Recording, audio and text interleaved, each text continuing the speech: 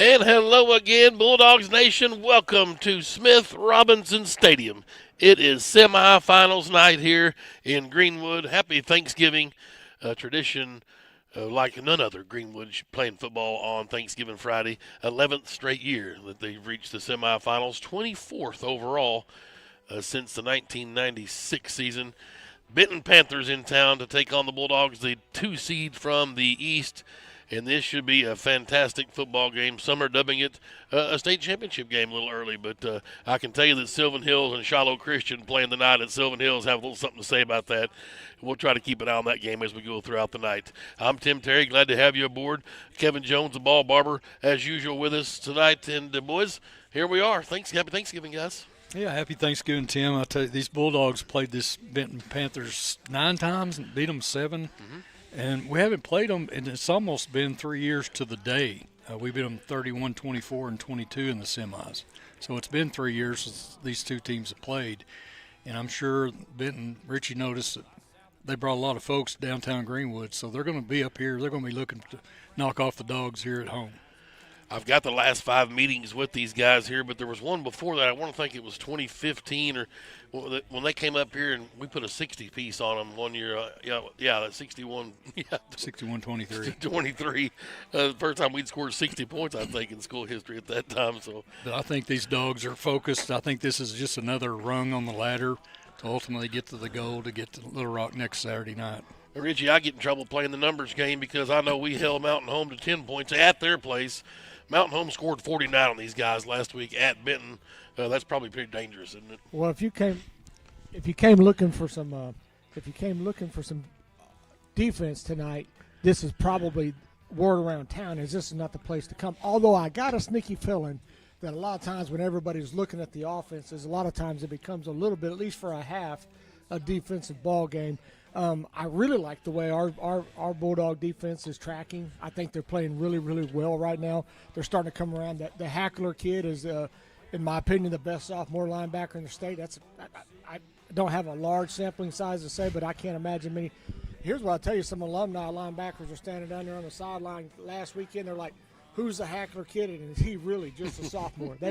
When you're impressing your peers and impressing your fellow Bulldogs from the past, they give you some love and some credit. That's pretty good. I think this Greenwood Bulldogs defense is going to come ready to play tonight, and I know the offense is going to be ready.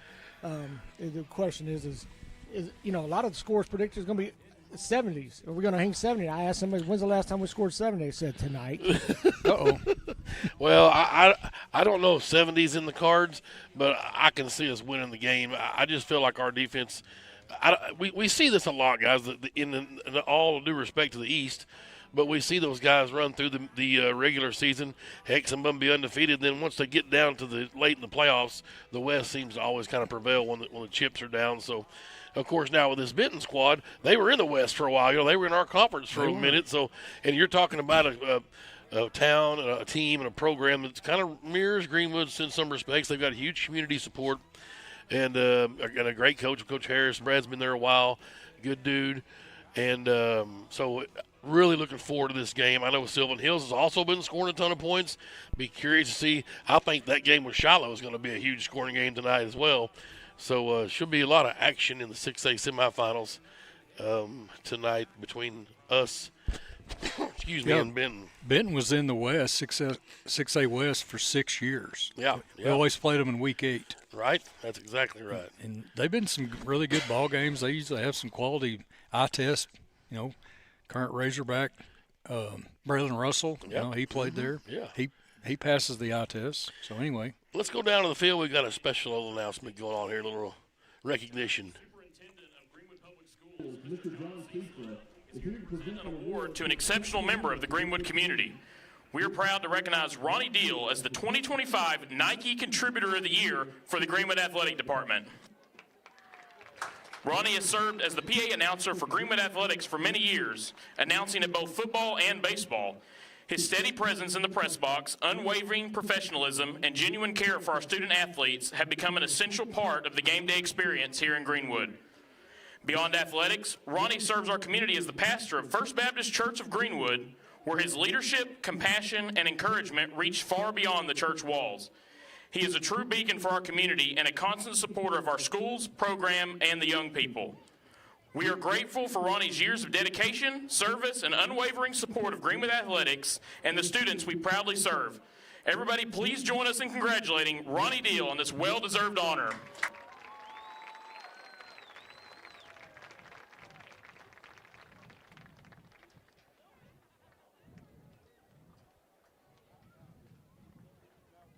Yeah, well deserved there. Brother Ronnie, obviously a pillar in the community. I don't know if he's still driving his motorcycle around or not. I love it. He does. I love it. Yeah, that's He's fantastic. my neighbor. Plays a little golf every now and then back in the day. Yep. His wife would play college golf. Yes, correct. Miss Yeah, Ray. well-deserved award I for agree. sure. Well, let's see who we got coming out here now. Oh, we're going to recognize some pit bulls now, boys. Here they come. Now, All right. I mean, just remember something. Let's just hear the PA guy. White Pit Bulls captured the Bi-State Football Championship, completing a flawless 10-0 undefeated season. The Pit Bulls demonstrated exceptional defensive strength, shutting out their opponents in the first 9 games and allowing points only in the championship game. Over the course of the season, they outscored all their opponents by a commanding margin of 265-16.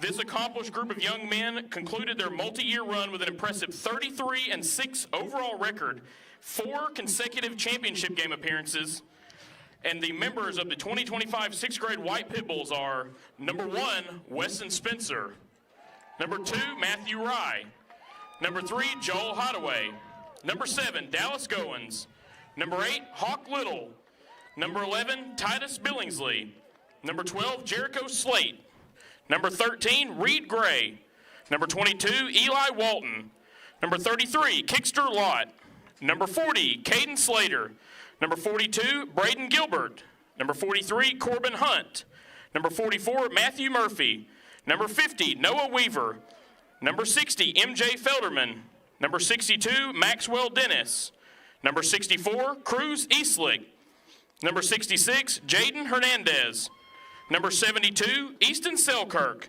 number 80, Micah Wolf, number 82, Mace Lovelace, number 83, Baylor Mott, number 85, Jackson Colbert, and number 88, Colton Grandstaff. Help us in congratulating these young athletes on an extraordinary season and our future Bulldogs. I didn't get all the names, but I guarantee we'll be barking some of them out in a few years. Sounds like we Grandstaff in there. Rye. Nasty. You know the Rye coming yeah. up?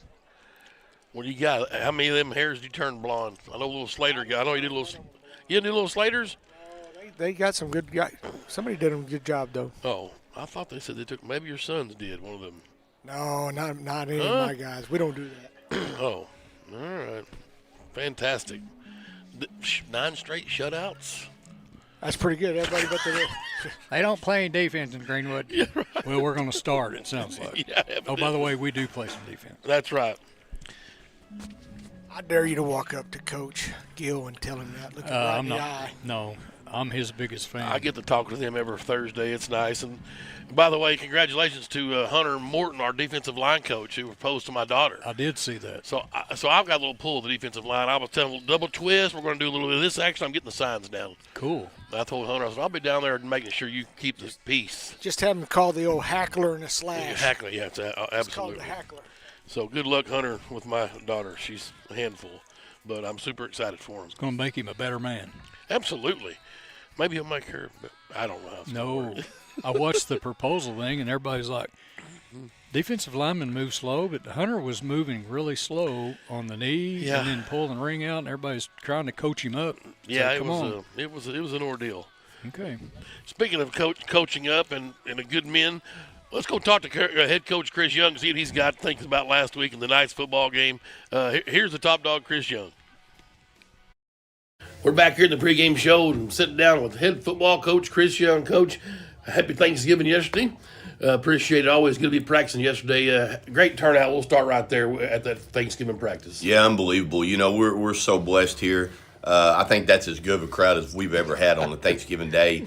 The weather was beautiful. Our community really showed out to support the kids. You know, we started a little new tradition, had the kids go up at the end and take a picture with them. And when you see that, you won't believe how many fans we had show up at 9 a.m. on a Friday. Man, it's the biggest reason we win here. I'd like to say it's great coaching or great athletes, but it is the support of our community, our parents, and our kids just playing their tail off. And so Thanksgiving Day was a great example of that. And, Coach, last week, the first meeting between Greenwood and Jonesboro, and they came in. They were a little gamey for about a quarter and a half, but the kids really came through. Yeah, you got to tip your hat to them. I'll tell you what, they were better than we thought on both sides of the line. Really physical. We knew they were great athletes, but they played hard. They were physical, and I tell you what, they never gave up. You know, we thought if we get up a couple scores, they might back off a little bit, and they didn't. So it was a good win. Really proud of how our kids performed. It's good to play a really athletic team like that, a physical team, and I think it'll help us down the road. Coach, I know we give a lot of accolades to Archer and Champ Davis, but, man, they really shined for you last week. Yeah, I think wow's the word. I mean, they were just – I think their ability to consistently perform is maybe more impressive than anything. You know, you have guys that have a great game here, 2 great games a year, and those guys are playing great every night they come out. And so, you know, certainly we have a lot of weapons around them that are contributing to that and doing their job, but those two are special for sure. 1,000 yards rushing for a quarterback. I think that's something we hadn't seen since DeGaulle, I guess, huh? Yeah, I was told that he's got a chance tonight with about 50 passing yards to be the first ever high school quarterback in Arkansas history to throw for 10,000 yards and rush for 2,000. Just really impressive. But like I said, you know, a ton of that credit goes to his offensive line, which has been tremendous. We lose 2 offensive linemen this year, and Coach Morton has replaced those guys and filled in, and they've done a great job running and pass protection. And then the wide receivers he's had the last 3 years have just been an exceptional group. So a lot of guys go into those, but he certainly played his part as well. All right, Coach, we'll take our first time out. We'll come back and talk about the Benton Panthers. You're listening to Greenwood High School Football. In this part of the country, it's a way of life. You're going about your day without a cloud in the sky. Then suddenly, you find yourself wondering how solid your home really is. With over 30 years of certified experience, let our team give you the same assurance on a stormy night that you feel on a clear afternoon. Before the downpour, before the leaks, call Foster Roofing, serving Northwest Arkansas and the River Valley since 1994.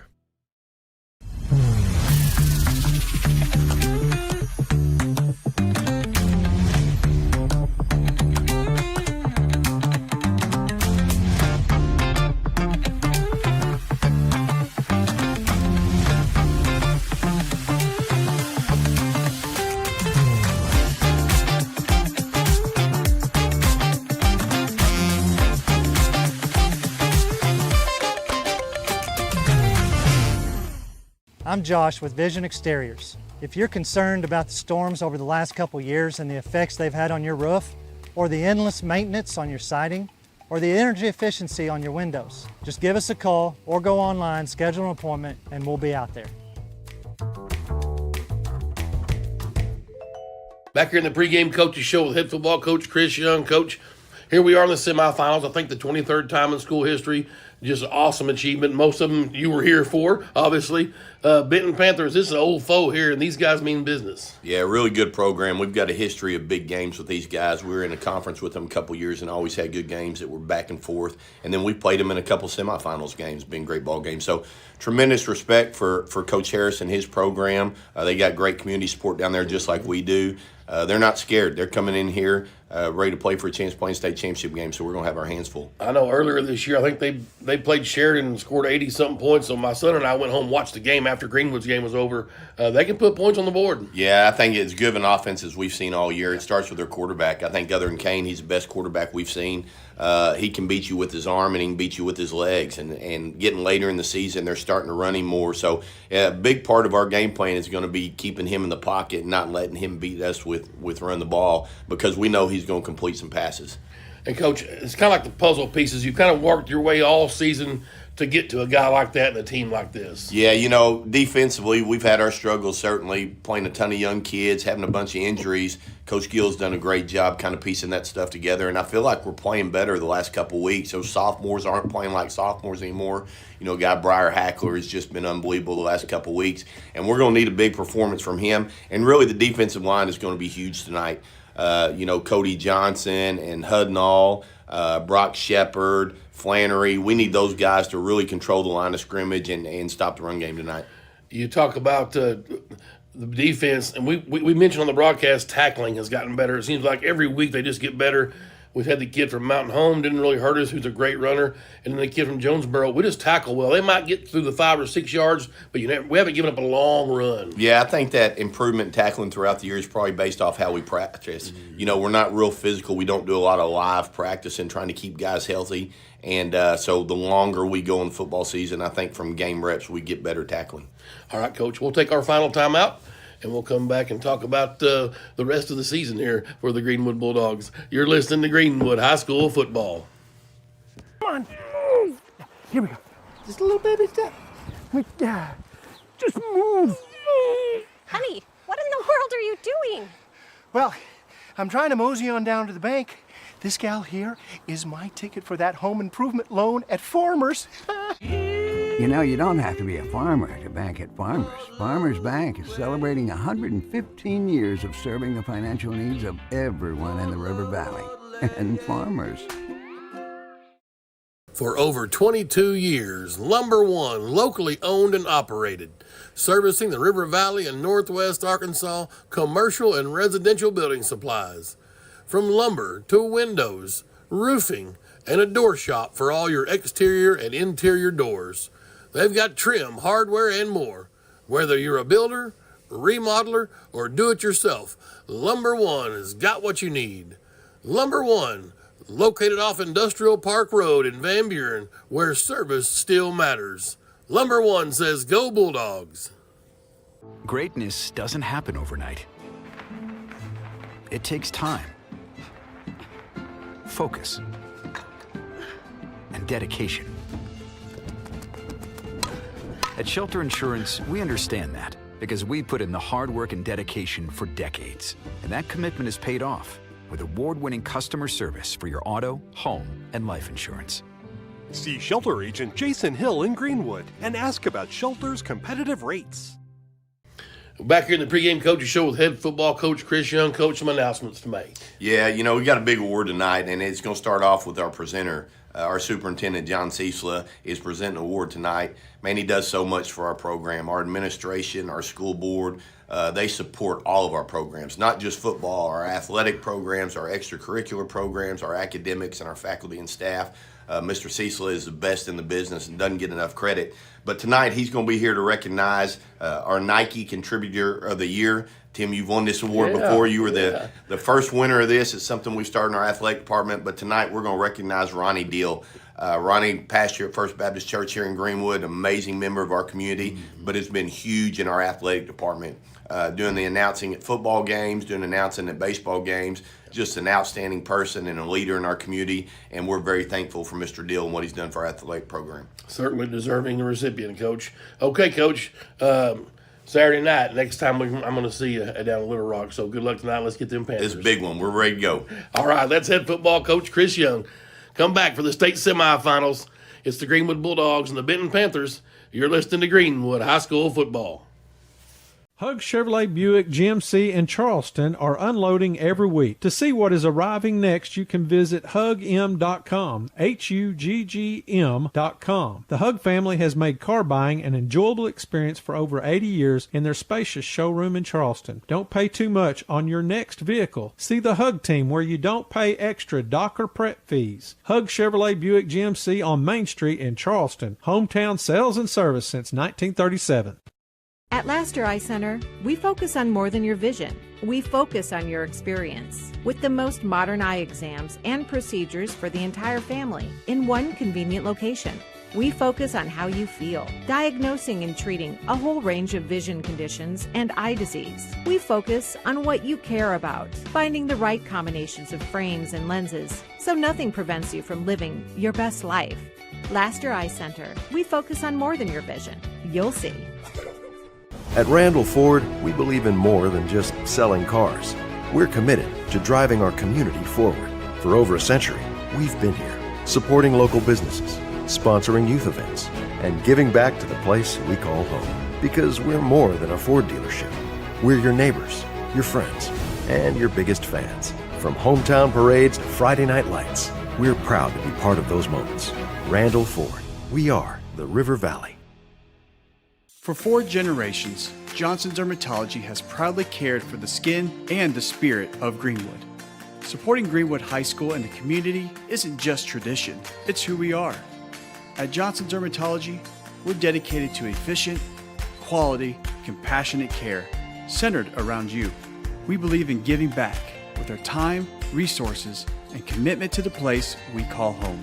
Johnson Dermatology, caring for Greenwood generation after generation.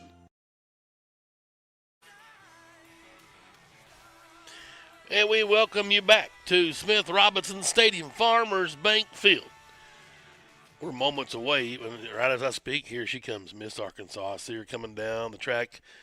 The one and only Kennedy Holland is going to sing our national anthem tonight, so really looking forward to that.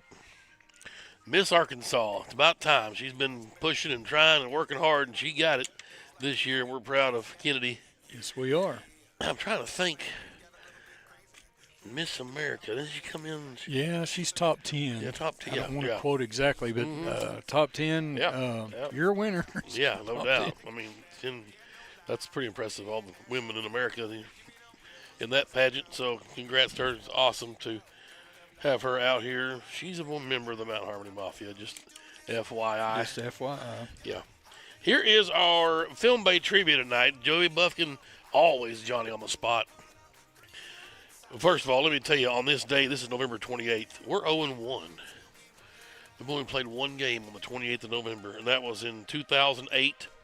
This is Tony Sandifer's sophomore year, and we lost to Pulaski Academy 54-24 here in the semifinals that night. Yeah, 2008. Wow. So, okay. So we got to get that. We got to even that back up. There's not many dates that we have a losing record on, I'm pretty sure. We're going to have to even that up now. Yeah, hopefully. Film Bay trivia tonight. Who was Greenwood's first ever semifinal victory over? And what was the significance of that game besides making it to Little Rock? Well, it had to be 96. Right? Uh-huh. Man. This one should be pretty easy. The semifinal. Because we lost to Watson Chapel, right? In the finals, The finals. The semifinal was not. All right. I'm not going to guess right now. So, the very first semifinal game we ever won was obviously in 96. What was the significance of that game? Well, it catapulted us to Little Rock, which I remember going to that, and it was surreal. It's got a... The Greenwood Bulldogs are playing in War Memorial for a state championship. No doubt. Don't guess, Ball Barber. He probably knows. There was something about that game that was the semifinal game that sets it apart. Yeah, let's hold off. We'll start getting some. Let the audience reply.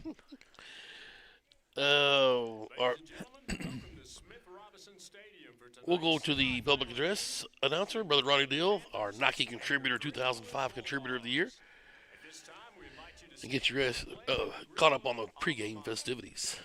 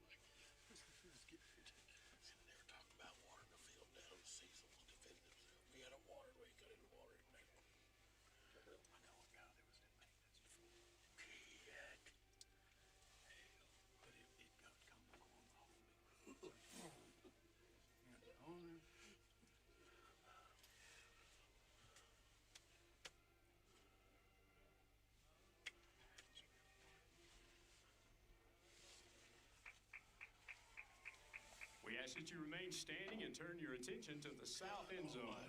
The Greenwood High School Air Force Junior ROTC Color Guard is entering the field in preparation for a moment of silence, the Pledge of Allegiance, and the national anthem. The Air Force Junior ROTC program is led by Major Lewis Clark. Commanding this evening's performance is Noah Brown, assisted by Gabrielle Hines, Aiden Larson, Ariana Mora, Mackenzie Maddox, Henry Pettigrew, Xavier Sokolowski.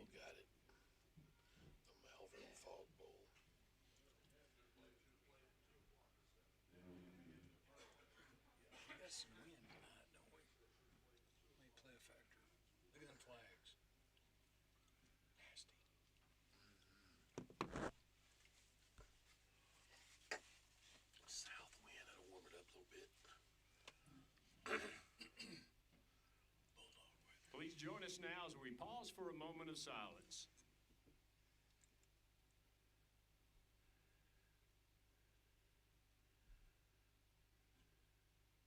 Thank you. And now, the Pledge of Allegiance. I pledge allegiance to the flag of the United States of America and to the republic for which it stands, one nation under God, indivisible, with liberty and justice for all.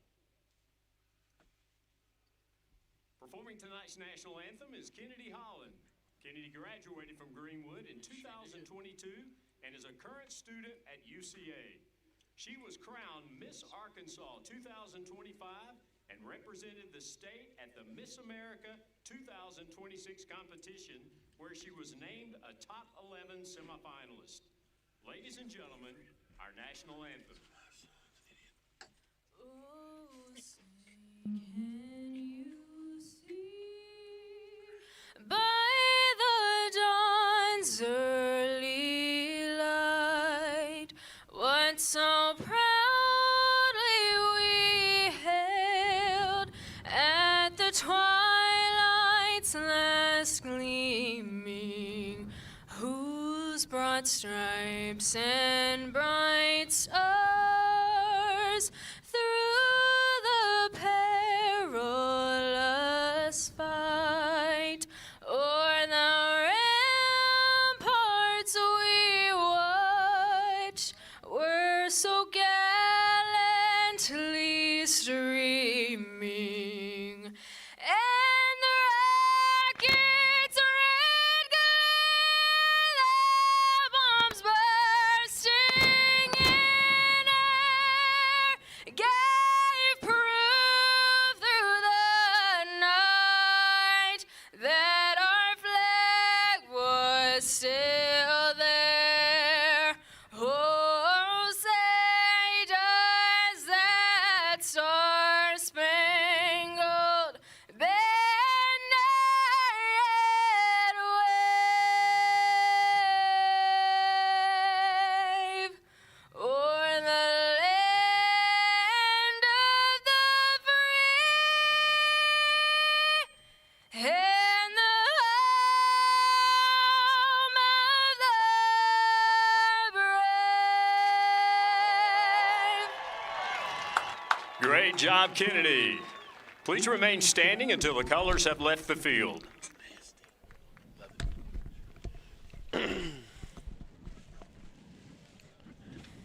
Kennedy Holland, that's Miss Arkansas. Class of 22 here at GHS.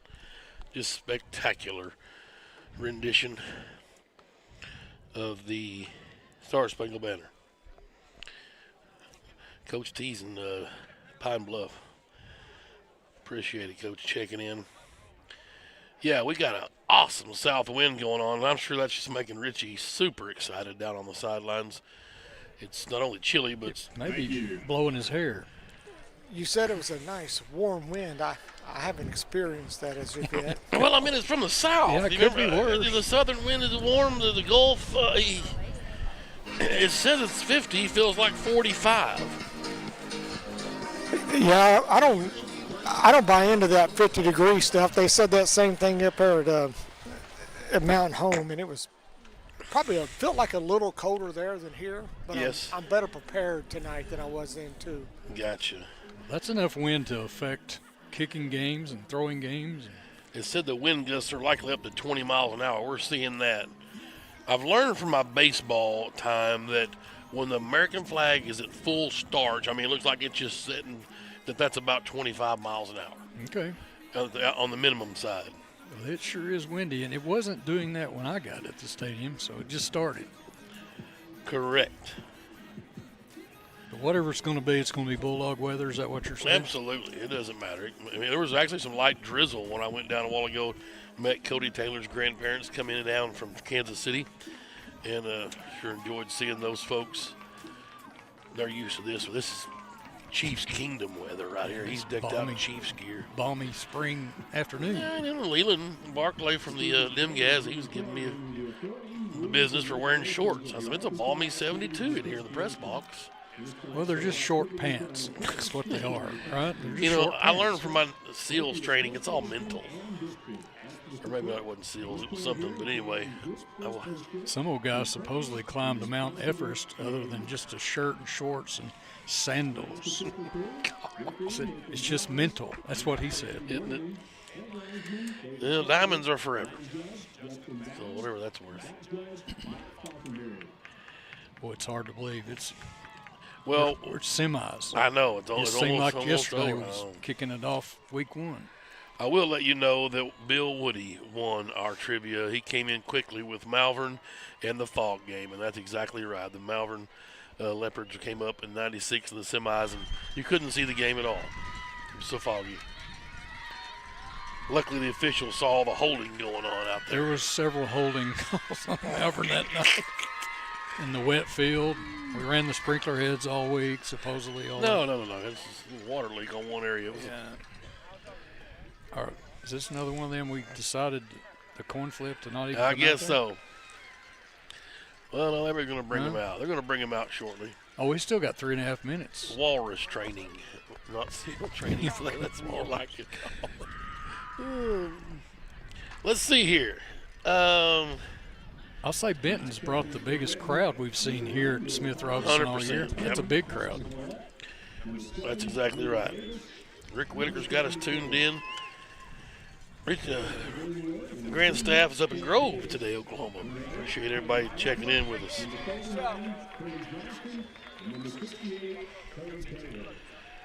Taylor and Johnson and Davis and Archer are captains tonight for Greenwood. Drew Davis is their quarterback, number 7. He's one of their captains. All right, guys, congratulations on state semifinals, okay? Benton, you're my visitor tonight. I've got heads and tails. What's your call? Heads. Heads, he says. Heads, it's the call. It's tails. Greenwood, you've won the toss. Defer. All right, Greenwood has won, and they're going to the Archer defers. Well done, Richie. Getting them up in the mix. I love it. Sometimes they want me to kind of hold off from the pregame pleasantries. They'll tell them, hey, talk to me, don't talk to the other team, different things. Yes. Good gamesmanship. You know, they kind of like to keep that amongst themselves. But Number 1 and number 2 were Will Carter, Carson Collette. They are a couple of their wide receivers, a couple of their leading wide receivers also were out there in the captain's roundabout. We're about ready for football. Greenwood's going to defer, so they're going to come out defensively. The wind is just howling out of the south, so that's going to be a factor as well. I didn't see if they took the wind. I'm assuming they took the wind here in this first quarter. I would assume. I think they're kicking out of the south end zone. That's what I would do. Mayor Doug Kinslow, he's ready for some Bulldog win. Absolutely. Welcome. Here they come. Because LT's in Dover. Max Pine side by side. Nice. Bulldogs are on the field. Here comes the Panthers. Greenwood's an all-navy tonight. Navy blue helmets, navy blue G on a white background. White numerals front and back. Benton in their maroon pants, white tops, maroon helmet with a panther on the side. Old foes here. We saw them in the state title game, I guess. Yep, they're second seed in the East. They're 9-2 on the season here. They're coming in. The losses were to Bryant and Sylvan Hills. Sylvan Hills beat them there week 4, I think, 40-35. So since then, they've kind of been on a tear. They've ripped off 1, 2, 3, 4, 5, 6 victories in a row. And the only game they didn't score, the lowest scoring game, they scored 36, I think, against let's check that, against Marion. Put 38 on Marion. But they did put 87 on Sheridan. 87, Tim. Yeah, that's all. I went home and watched that game that night. Me and my son sat down and watched it. It was impressive. So were the defenses truly struggling? Was that well, they just kept breaking long pass plays, and there was a couple pick sixes, and then you get the onside. I think they ran one back. Man. My man Heath Weeks is tuning in up in Fayetteville. Had a stroke Monday, so get well, brother. He's up in Washington Regional. Dang it. The Angry Bananas got us tuned in up in Buffalo. The Bills Mafia is tuned in New York State, so welcome. That's Landon Franklin. He's got it teed up at the 40. C.J. Sellers back deep.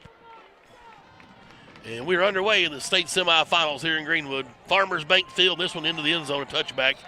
A nice healthy breeze. Franklin's been kicking it in the box some, but the breeze certainly doesn't hurt anything. Here they come up front. Dan Hampton Award winner, that's Cody Johnson, 49, senior. Charlie Hudnall. Up front, those boys have been just stellar all season, along with Brock Shepard. Yeah. Dobbins, one of our defensive backs. I see Logger Thornsberry out there, Trevor Shelton, and then, of course, Blaze McDaniel has been fantastic. Drew Dickinson over here with Briar Hackler also at a linebacker spot, and Jen Zayadeth. Here we go. They're going to throw on first down. It's their quarterback, Davis. Incomplete. There's Trevor Shelton saying, welcome to Greenwood, brother. This is 6A West, how we do it over here. This Drew Davis guy's fantastic, 6'2", 200-pound senior, their quarterback, a right-hander, going to Southern Arkansas. He'll be a mule rider, and he can spin it. He can run, too. He's their leading rusher. So we got a spy on him tonight, is that what you're saying? Second 10 from the 20. Out of the backfield. It goes Collette, and they'll give the draw play and upended. Gain of 3. Ball came loose. Greenwood says they got it. Oh, he said he was down. They're going to say he was down. Side judge over there saying down. I think McDaniel may have came out with it, but it's 3rd and long either way, 3rd and 6. They gave him 4 yards. That was probably Gunnar Deaton, number 3 with the football. It was.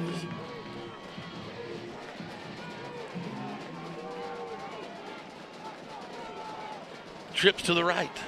Here's Davis in the shotgun. And that's Carter in motion across the formation. Now twins left and right. He's going to look to throw. Straight drop. He'll unload. Nice catch right at the stick. No bad. Out of bounds. He's out of bounds. Shelton, good coverage. He thought he had it over there, but he did not get a foot in, did Will Carter. And they're going to punt it in 4th and 6. That's what the doctor ordered. It certainly was. Boy, it certainly looked good from here. Should get great field position. It's going right back in the teeth. Champ Davis back deep. He's certainly a threat. This one into the wind, so it'll be tough. Get your little knockdown action, Tim. Right. This may come back to him. If he gets it straight up, it will. Davis needs to move up a bit. No pressure. Good punt. There it is. The wind stopped it. And Champ's going to field it at the 42. Coming to the left side over here, Greenwood sideline. Hill wants the corner, breaks a tackle out of bounds at the 45 on the plus side. Greenwood's got good field position. Here comes Kane Archer, the Golden Boy, bringing the troops out here for the first time. Cepeda up front, the sophomore over there at right tackle. Cody Taylor, the senior over here at left tackle. Just some awesome bookends. Ross Fujibayashi, the anchor in the middle at center. That's Hal Davis at right guard. And I think that's 71 in there, Ethan Kelly at left guard. It is. Davis in the backfield with Bland. A couple of seniors, we'll see them shift out and then probably have Mario Dunbar, who's split out, go to the backfield, and he does. Benton Hosley's one of the receivers, and Canada the other one. End around to Davis, looking for room at the 40, and he'll be pushed out of bounds near the 35. It'll be, they say, the 37 where he stepped out, so he's a yard short, 9 yards. Did he pitch that forward, or did he pitch it? I think Richie said he pitched it. Okay. Yeah, he pitched it. Forward? Yes. Okay, so a 9-yard pass. They work from the left hash. 3 and out against Benton. Here comes Greenwood, trying to dial up a little wrinkle. You see Coach Hogan and Coach Young discuss the offensive sets. 13's going to go deep. Shift him out again. Hosley's alone near side. Archer's going to keep it and try to bounce outside. He's got the second effort. First down to the 30. 6 yards. Came in over 1,000 yards rushing. He's over 2,000 yards rushing, by the way, for his career. It's actually 2,500 yards. He'll probably get to that this season. He's close to 2,500. And a lateral pass to incomplete. Okay, it was actually wasn't really a pass. That was a backward. The umpire, the side judge over here showed arm out extended, so it was a lateral. So we got lucky there. There was not line of scrimmage back there at the 34. Good point. 2nd and 10. Archer to throw. Looking back the other way. Across the middle. Oh, wide open. Hosley got it at the 10, down to the 12-yard line. 18-yard pass and catch. And good to see Benton Hosley get in the mix. He haven't seen him in a while, guys. There's been a couple of games he's been quiet, and that's going to be the difference. You try to take away Champ, who's kind of the go-to guy. We've got a whole arsenal of receivers. 1st and 10 at the 12. Archer, he's got it, going to go quarterback draw. Trying the corner of the 15, there to the 5, and out of bounds at the 2. Hello. 1st and goal. Let's see if they give the yardage. Nope. An inches. 2nd and inches, so 9 yards. Richie? Plaster? No, I'm just going to tell you he was short. Okay. Rennick checking in. 2nd and 1, down at the 3. Archer with Davis back there with him. He'll give the Champ. Bulls forward. Yep, touchdown. 3 yards. And the Bulldogs light up the lamp. First tonight, a 3-yard rushing score from Champ Davis with 10 minutes and 16 seconds left in the first quarter, making it look kind of easy there. Yeah, Greenwood taking advantage of that win. That was a perfect to start the game. You're with the win, get great field position, and capitalize on it. Sure, like to see Hosley getting active there on the offensive side. Little high snap, but Cruz got it down. That's Wyatt Edwards, the deep snapper. Franklin kicked it through with the right leg. Well, 7-0 Bulldogs. Wouldn't mind just trying to pile on with this wind right now, Meat. Yeah. Take advantage of it and just kind of let the wind, no pun intended, out of their sails. Yep. While they've got the breeze blowing in their face. That'd be nice to put about 3 or 4 scores on them here in the first quarter. Yeah, and then outlast them because this offense is going to produce. Yes. Just give them time. Greenwood's defense is going to have a lot to say about it, too. So don't count them out yet. Don and Susan Lowry down in Panama City. Appreciate you tuning in. Mike and Amy Gillen here in Greenwood. Thank you. Tom Black's got us tuned in as well. My mother's listening. Of course. As always. Yeah. 10-16 to go. Davis with another rushing touchdown. I think that's his 800th rushing touchdown in the last couple of games. Wow. That's impressive. Got 1 million. Franklin's kicks up and away. This one is going to be into the end zone touchback. So I thought we might see a little return out of that one. If you're wondering if that ball breaks the plane, it's automatic touchback in high school. So second drive starting at the 20. C.J. Sellers back there. There was a return man again. And here comes Drew Davis, the quarterback. They've got some hosses up front. They go twins right, twins left this time. And Davis in the shotgun. Fumbled the ball. And he's going to make a little something out of nothing. I talked about him being their leading rusher. He'll get 10 yards out of it. Sometimes a busted play can be your friend. Everybody kind of relaxes and all of a sudden it's a free ball. They may have lost him because he had to bend over and couldn't find it. Right. They actually said he stepped out at the 28, so it's an 8-yard pickup, 2nd and 2. Bulldog faithful rattling the bleachers on second down. Right. Davis in the shotgun. He will give to his halfback, and he's got running room. And a lot of room down the far sidelines. Dickinson ran him down. That is number 35. Uh-oh. Oh, boy. Oh, boy. Here we go. Holding. It's right on the 40-yard Brendan line. Murdoch was the runner that time, number 35. Everybody's backing up. But if it's a hold, it's a spot foul. It looks like it might still be a first down. Number 4, receiver holding over there on McDaniel. Yeah, it's still a first down from the spot foul, but it just moves them back just across the 30. I'd try to hold McDaniel too. Yes. because he's going to make the tackle. First down for the Panthers, just over the 30-yard line. 9:59 to go, first quarter, 7-0 Bulldogs. Here's Drew Davis in the shotgun. Play action. He's going to run straight off the left tackle. And Shelton make another stop, but it's a good gain of 11 yards for Davis. This guy's a handful. They just decided, I guess, with this win, let's just keep it on the ground. Yep, ground and pound. Be interesting if they attempt another pass this first quarter. Right. Murdoch back there with Davis in the backfield. Brendan Murdoch's a 5'8", 180-pound junior. First down at their own 42. Ball was snapped. Greenwood came across. That's going to be probably a snap infraction. You know, I don't like that call. I think the guy snapped it. Should be a live ball. I've seen it called that way from all levels, but he snapped it just because nobody moved doesn't make out a penalty. I agree. It's not like there was no false start. He just snapped it early. Nobody else. Yeah, I agree with you, Richie, 100%. It's a live ball. It's a good point. 5-yard penalty back to the 37. There's some motion from Collette. And Davis will look his way. Straight drop, empty backfield. He's going to go up over the top, and he got him on a wheel route, and it's caught. And he's ran down, though, by number 20. Who was that? 31. Is that 31. New City, yeah. New City ran him down, but a big gainer for Benton and a first and goal at the Greenwood 5. First down, Panthers. Greenwood tried to make some substitutions, couldn't get there in time, wanted some meat in there.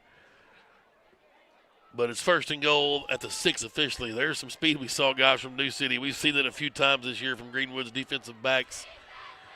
And they give to Murdoch and a touchdown. 8 minutes, 51 seconds. Big pass play into that win for Mr. Brendan Murdoch, number 35. And a PAT from tying this thing. And for the attempted extra point, number 81, Jackson White. Gotta like that. 80 yards and 5 plays. Yep.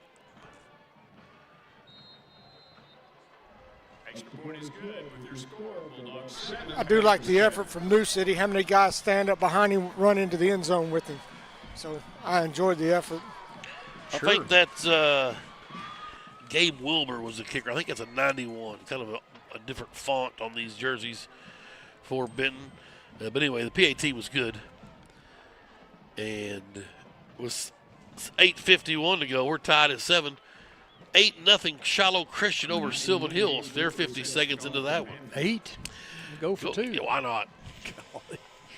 That game's at Sylvan Hills? At Sylvan Hills. That's down in Sherwood. My nieces are alumni from down there. The school's right in my sister's backyard, basically. So, can I onside kick this one? I would. Yeah. I mean, I don't know, though. Sometimes a high ball, once it gets to the wind, it's coming back away from you. It's kind of hard to field that as it's kind of going away from you on the way down. We'll see what happens here. Wilbur gives it a fly. They're going to kick it to number 2. Yep, and Davis will pick it up at the 13. Could have went out of bounds, but Champ says, let me see what I got. Wow. Still on his feet across to the 30, down to the that's where they'll tackle him at the 30. 8:45, they start this series from the 30-yard line. How good is Champ? He's very good. He's very good, and he's rock solid. First down, Greenwood's second possession. We're tied at 7. Trips out here to the left. Archer with Dunbar off to his right. Sidecar back there, and that's Rennick with some motion. Archer to throw. Straight drop, has time, unloads underneath. Rennick's got it caught, and he'll get 4 yards to the 34. Number 88, Brandon Rennick. Number 21, Trevin Stewart on the stop. 2nd and 6. Brings up 2nd and 6 for the Bulldogs. Cannon up top by himself.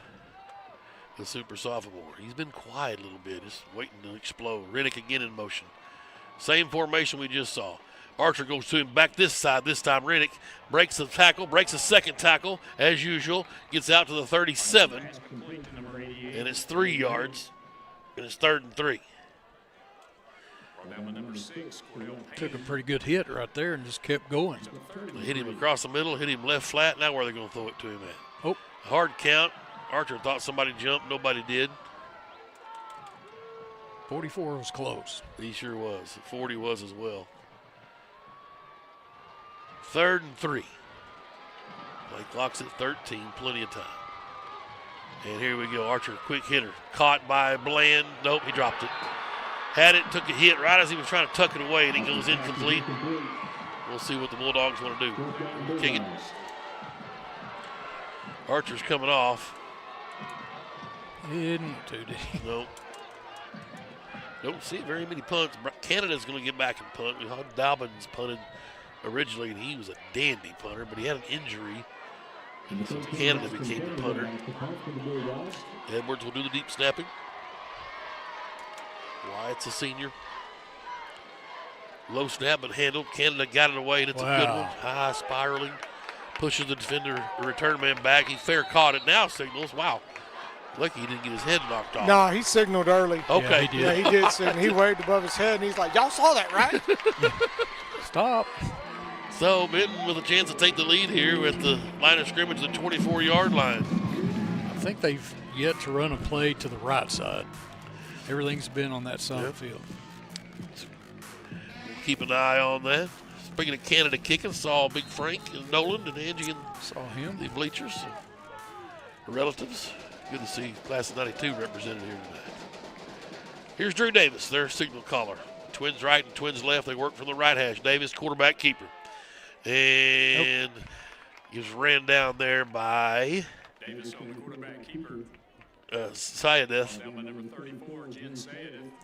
He has been good in there. You know, you miss that Foster boys, number 35. Jaden was an awesome middle linebacker. Miss his presence. This next man up mentality. 2nd and 8. 2nd and a long 7. Champ Davis checked in. Bulldogs in a bit of a nickel package now. Drew Davis in the shotgun for Benton. Wants to throw. Couple step drop. He'll go for the slant route and let him too much. Good coverage from Dobbins. Just throw wasn't there. It's 3rd and 8. He was looking for Will Carter that time.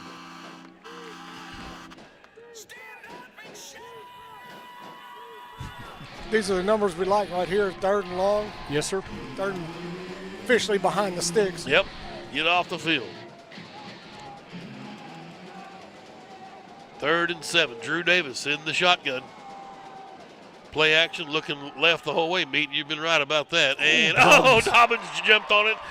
Could have got a pick there. Coach Sandy is hot. He said, pick that thing. Oh, baby, it's pick 6 time. I think he was going to the house. He was. But I love the swat down nonetheless. It's punt time for the Panthers. No fly over there. No. Shorty Hall and Patty at the lake got us tuned in. And Darlene, Martha, and Tony. My pops are up on Mount Harmony. Welcome. Appreciate everybody tuning in. Joel and Donna. Jimmy, Vincent, all watching. Appreciate it, boys. Tony G's out at Ouachita at the cabin. Bad snap. Punts away. It's a horrible punt. Shake. Wynn's got that one. Look out over Hudnall. Wow. Hudnall made a stop on it over there. Attaboy, Chuck. Flag it down over here in the defensive 10th. Big smile. Look Yes. I didn't get to do that. Coach Gill double time it to the 10th. Big defensive stop. Now let's see if the offense can get going here. Now, I think the only reason Dobbins didn't get that, they kind of had him on the post. The guy had a step on him. He had pretty good coverage, and then they burned the steep on the wheel route. So a couple of deep passes maybe had him a little bit on his heels, and why he didn't catch the pick. But he got there in time. He recovered real quick. That's impressive. Yeah, he did a great job. Yep. All right, here we go. Archer in plus territory again from the 43.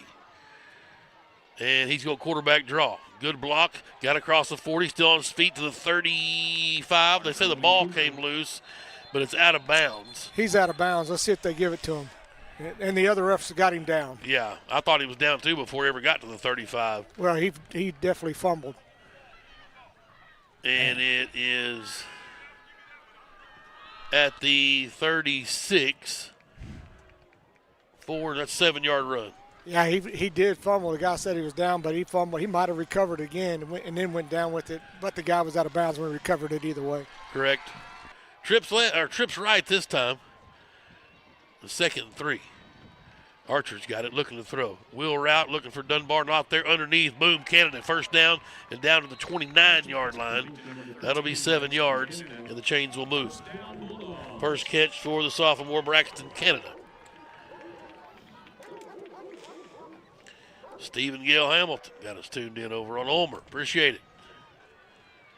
First down at the 29. Archer rolling right the whole way. Wanting to throw underneath. Davis has it caught, and he'll spin near the first down stick, maybe a yard short. It'll be 9 yards in the second one. Here we go. Second catch for Champ, 18 yards. Can't defend that. Nope. Thought he might go up the top to the end zone, but he elected to go underneath. He had both there, I think. Archer methodically down the field. The Utah commit now. He'll give to Dunbar. First down yardage to the 18. That's 2 yards. First carry for Mario Dunbar. Dunbar's a junior, 5'9", 190. Chains move at the 18. Quickly Greenwood to the line. 6:05 to go with first quarter. Greenwood with the wind here. Shotgun. Formation. Archer wanting to throw. Underneath. Davis got it. 10. Can he get there? Oh, yeah. 5, 4, 3, 2, 1. Touchdown! Champ Davis. 18 yards with 5:52 to go. And the Bulldogs retake the lead. You talked about it being tough to defend. Can't defend. Champ Davis, one of the best we've seen. Maybe the best receiver to come through here, guys, and we've seen some good ones, but he is special. I agree with you 100%. You can't think of one that's better than him. It may be as good, but not better. 18-yard catch. It's good. Second touchdown for Davis. PAT's good. Edwards snap. Coatney's hold. We talk about Coatney Cruz. The holder, Brooks, has the all-time high school or Greenwood passing yardage record, and Archer's gaining on it every yard we get here. Let's see how many he needed for the record. We're going to stay here if you don't mind, Tony. He needed, I don't know. Was it 44? Maybe 53 or 52 or 53 to get to the record in passing, and that should have put him over right there. That's 36, and 16 is 42, and 7 is 49. Yeah, he's got 58 passing yards right now, so that eclipses Brooks Coatney's record here of 10,000-plus yards. Just, wow, a couple of dandies there. This is a shorter kick. This thing's going to hit no man's land. Nope, he's come up and got it. I thought we were going to have a little betweener there. Return across the 25 to the 28 for Benton. Well, a lot of those 10,000 yards were done in a lot of games that were just two quarters in a right. series. So doing it in half games, a lot of that. Number 10 is Corey Anderson. He's not on my depth chart, but he's been returning some of these kicks. All right, Drew Davis, signal caller for Benton. And he'll give to Murdoch. Kojo. Home, baby. Dan Hampton Award winner. You saw it right there. That's why. Size and speed, quickness. Yes. Grace Woody's got us tuned in at Ash Flat. Hey, all the Don Johnsons are sitting around the fire. I love it right there. Beautiful. Jocko. And Dr. Sandy.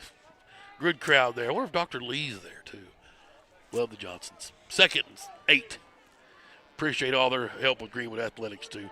Davis pulled that time, and he couldn't get around the corner. Oh, baby. Who hung in there with him? The Hackler? 41. Yeah.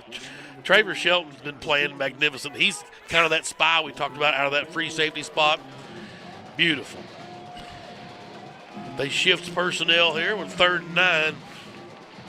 You think Coach Gill didn't scheme, guys? I think he's There's decent nobody better. He's pretty good at it. Yep. There's nobody better at defensive coordinator. 3rd Nobody. and long. 3rd and 9. Here's Drew Davis in the shotgun, got to throw. Pressure comes. He'll unload the flat. It's caught by Murdoch. That's a good play. Greenwood got defensive, tangled up there defensively. He'll be ran down by Shelton, but another huge run and gain. Wow. That's a good-looking play, little wheel route. And we had some confusion in our coverage. Had 2 defenders go with one receiver. A big play on 3rd and 9. That's tough. Gain down to the 23-yard line.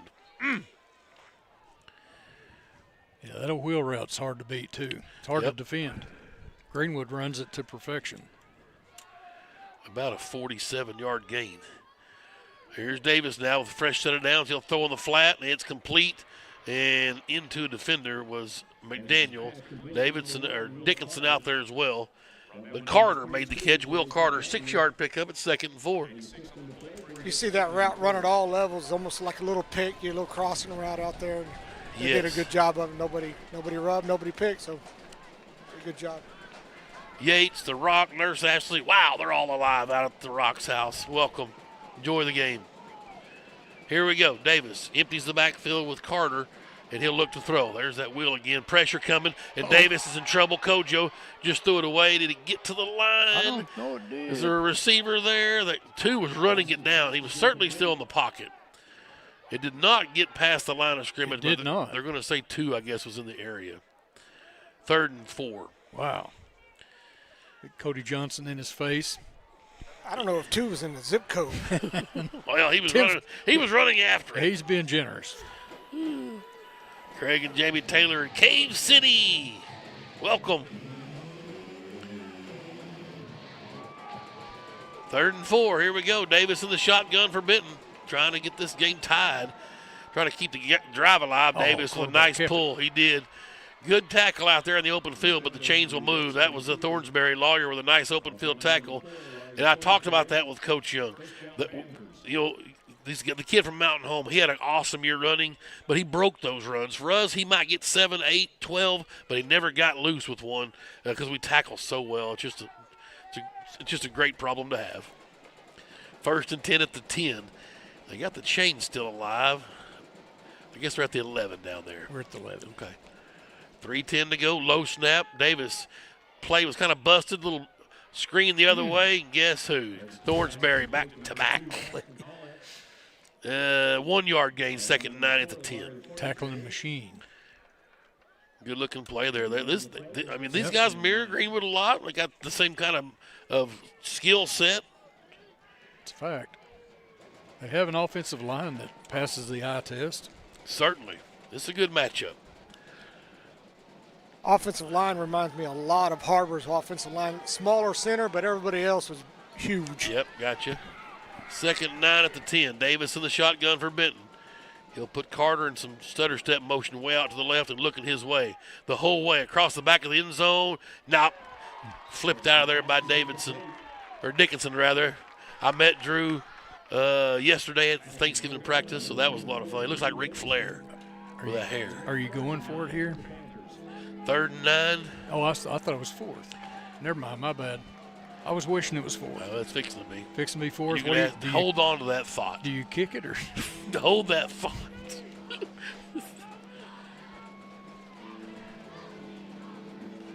All right, give him one more play. It's been a long drive here. Yes, it has. 8 plays. 3rd and 9. Empty the backfield. Quarterback keeper. And Davis going to keep it, looking for a hole, and he's got it. Down to the 1. He's short of it, but he'll have a 1st down. 1st and goal at the 1. Man. Yep. He's slippery. Flannery's been in there some. I see 33 defensively. Gunnar Flannery, a sophomore. My man Doug Whitworth's got us tuned up in Van Buren. Absolutely. Welcome. So 1st and goal for Benton. This would be a heck of a time for a goal line stop. They're few and far between. Murdoch back there. He'll get the call and goes up and over. Touchdown.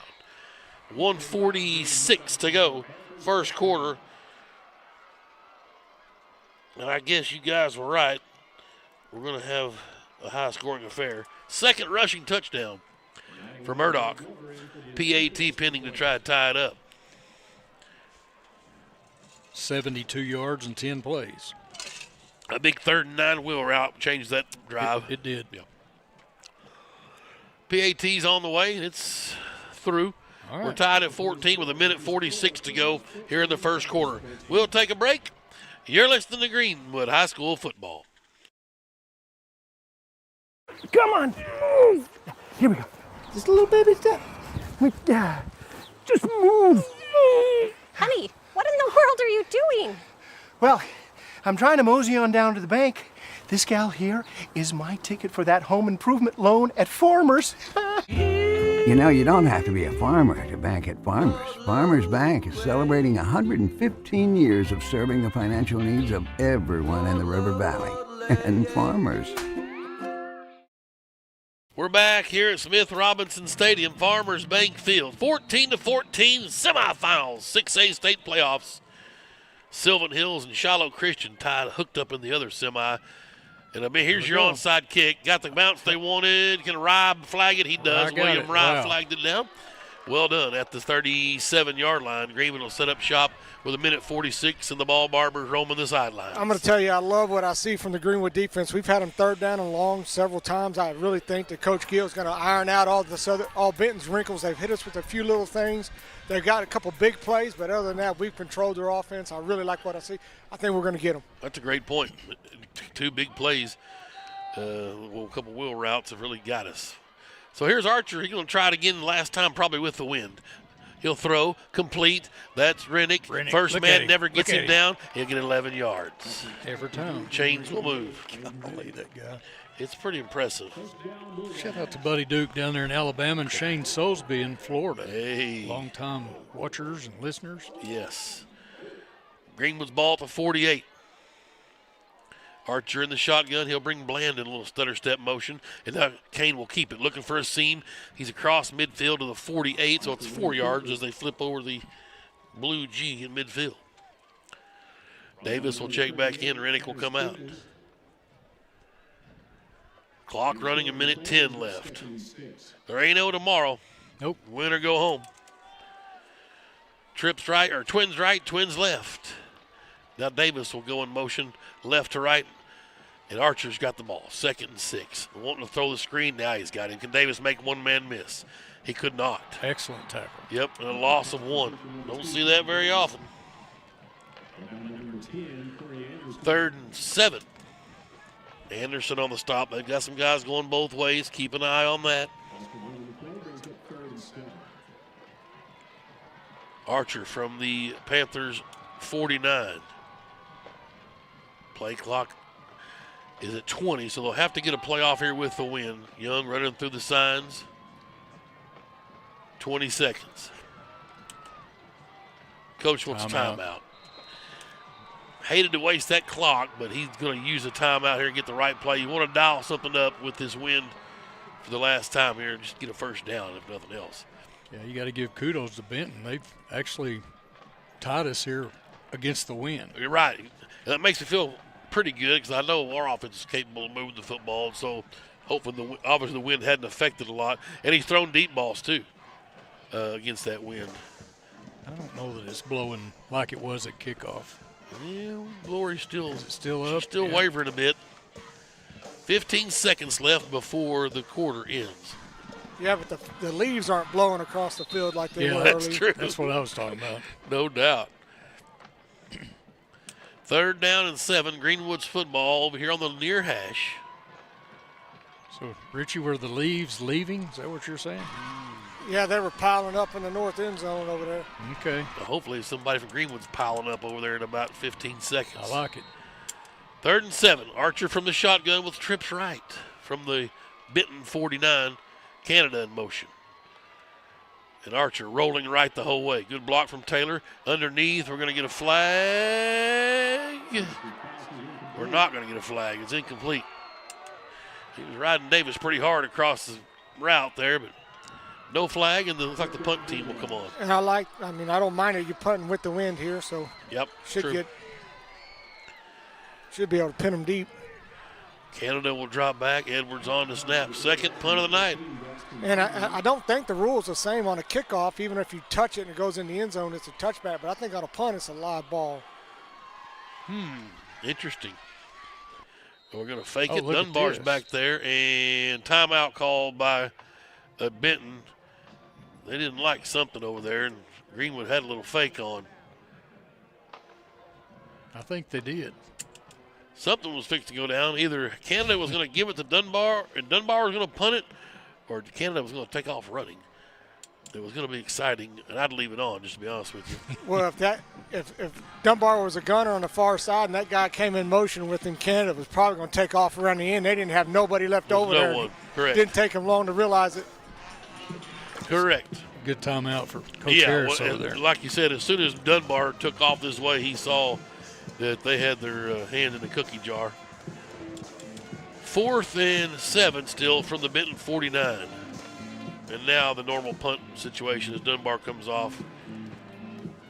I think they were going to run it again, Tim. I think they just called it off. Or they're going to run the second fake. Yep, I'm sure they got punt. more than one. Shepard back in as a blocker back there. The wall. So here we go. Edwards.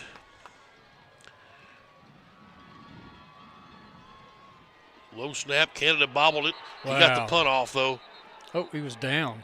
His knee was down.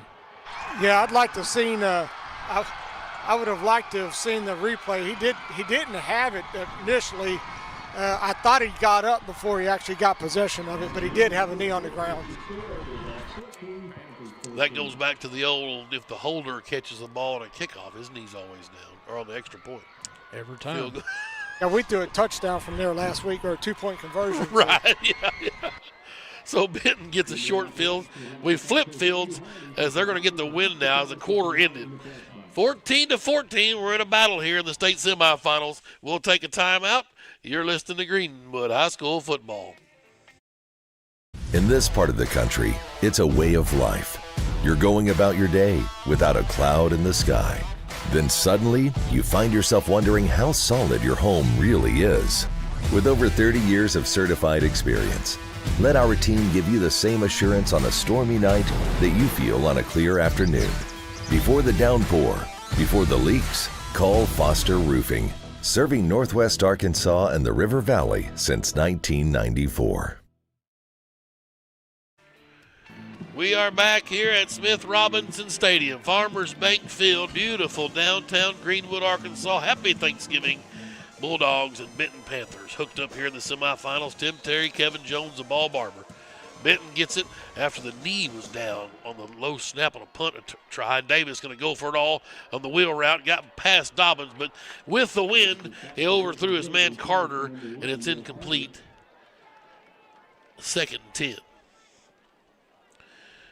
And you can see that's how they scored so many points. They just like to air it out. They just stretch the field. Most teams don't have defensive backs that can cover. Ours have done a decent job thus far tonight. 2nd and 10 at the Greenwood 37. Davis will bring Carter in motion.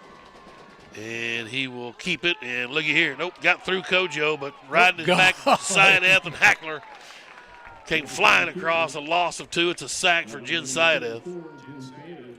Beautiful. Yeah, I saw Coach Gill with the defense right before this series, and he was encouraging them. Let's put it that way.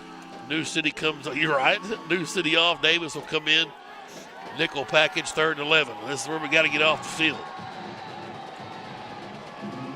Drew Davis in the shotgun for Benton. He got a couple receivers back there with him. And Greenwood timeout. That's their second. Yep. Didn't like something out there. We only had 10 guys on the field. No, there's 11. There's McDaniel. He was over here already in the bunch at his cornerback spot. Yeah, the Malvern Fog Bowl was our trivia question answered tonight. Bill Woody was the first one to chime in. I remember we couldn't hardly see the down and distance marker on the other sideline, so we couldn't see what down it was. Right. Somebody had a picture of it, I think, here in the press box. It was pretty impressive. It'll be 3rd and 11. Benton's football at the Greenwood 38. This is one you got to get off the field here. We've been messing around long enough. I think it's time for a turnover right here. Yeah, Joey B just sent me the picture. I'll get it on my Twitter after halftime. Go ahead. I'm going to say we're still ahead one offensive possession. I mean, in other words, if they score here, they got the ball first. I agree. Yeah, we're on serve, if you will, for the tennis folks out there. Here is Drew Davis on 3rd and 11. Goes empty backfield, and he got 5 wide. Greenwood showing some pressure. Bobbled it a bit. Now he'll go up top, and the little post flag is there. Just a good route. And Davis, Garrett, Will Carter kind of went down awkward. Dobbins is getting ready to tattoo him. The chains move, though. That's a 3rd and long they've got again. He may have kind of like a groin or a hammy kind of deal the way he went down. Gingerly. Yeah, which is not good for them. He's one of their guys. He's a 5'11", 175-pound senior. He's certainly hobbling a bit. Murdoch back there with Davis, and Murdoch will get the call. And he'll spin at the 10. He's still on his feet to the 5. Thornsberry got him down, but it's 1st and goal at the 4. Yep, this Benton team's up for the challenge so far, boys. I agree. They look to the far sidelines. Well, that's the way semi-games should be. Absolutely. Right, back and forth. It's kind of what me and Coach talked about. We put the puzzle together. All the pieces, you kind of get a piece of it every game to this point. Murdoch trying it again. That time Johnson got a hold of him. Cody wasn't letting go. And lots of other Navy blue huddle in there as well with Dickinson. Murdoch helmet come off. He'll have to come out of the game. That's positive, I guess, for one play. It's 3rd and goal. Or 2nd and goal from the 4, rather. And that is number 3 that checked in, Gunnar Deaton. He's also a senior. 2nd goal from the 4. New formation look, then they'll jump out of it. Up under center is Davis. And he's going to go pitch play, trying to beat to the corner, and he got in there. Wow, what a collision. Yep, that was good football right there at the corner. Good wrap up from Greenwood, just couldn't get him on the ground in time. Had a nice play, that's a straight sweep. You don't see that very often. And a touchdown for Benton with 10 minutes and 3 seconds left. Here in the 2nd quarter, a 4-yard run. Was that number 3, Deaton? I think it was. Yep, I do too. Number 3. That's what you like. Come in for a helmet off and score. Touchdown. 6 plays and 37 yards. PAT's up and good. And Benton back on top, 21-14. They've scored 14 in a row here, unanswered. And the Bulldogs have to dig out of a hole for the first time tonight. Shout out to good friend Tony Griffith Yeah. down at the cabin at Washita. He says, "Let's go Bulldogs." And he's right. We need to get going here. 1, 2, 3, 4. This is Greenwood's 5th possession. Got 2 scores out of it. Bulldogs have won 37 straight games, 76 straight here at home. Benton trying to stop both of those streaks in a hurry. Shiloh Christian's up 14-0. They just started the 2nd quarter at Sylvan Hills down in Sherwood. Be interesting to see if the Sylvan Hills can rally. This kicks away with the wind into the end zone. A bullet. It'll be a touchback. Greenwood's ball at the 20, and we'll see what Mr. Archer and the boys can do with a headwind. Benton scored twice in the 1st quarter, as did Greenwood. I think we may run the ball. Well, Davis going to get back there in the backfield. He is. He's back there with Archer. 1st down, 10:03 to start the drive. And in the flat, it's Davis. And he'll get past the first man, 25, take on a man at the 30. They said he stepped out of bounds to 29, I guess, so a 9-yard pass. Pretty much a run. Yep. Dunbar back in, Rennick will come off. 2nd and 1. Bland and Davis go join Hostley on the left side. Archer's got it. Dunbar with the run. He'll have 1st down yardage to the 31. Blow the whistle, they finally do, but it's a 1st down, 2-yard pickup. 2nd carry for Dunbar. Both of them were for 2 yards. Chains move. They gave him the 32, so it's 3 yards. First down for Greenwood. Archer in the shotgun. Twins right, twins left. Waiting for Canada's moment. I think it's coming. He's ready. Kane gives to Dunbar. Looking for a hole. Cuts up. He'll get to the 34. 2 yards, 2nd and 8. You know, Canada's got 1 catch. Yep, 7 yards. It's time. 2nd and 8. And that's the night the lights went out in Georgia. The field lights have just gone off over on the visitor side. Wow.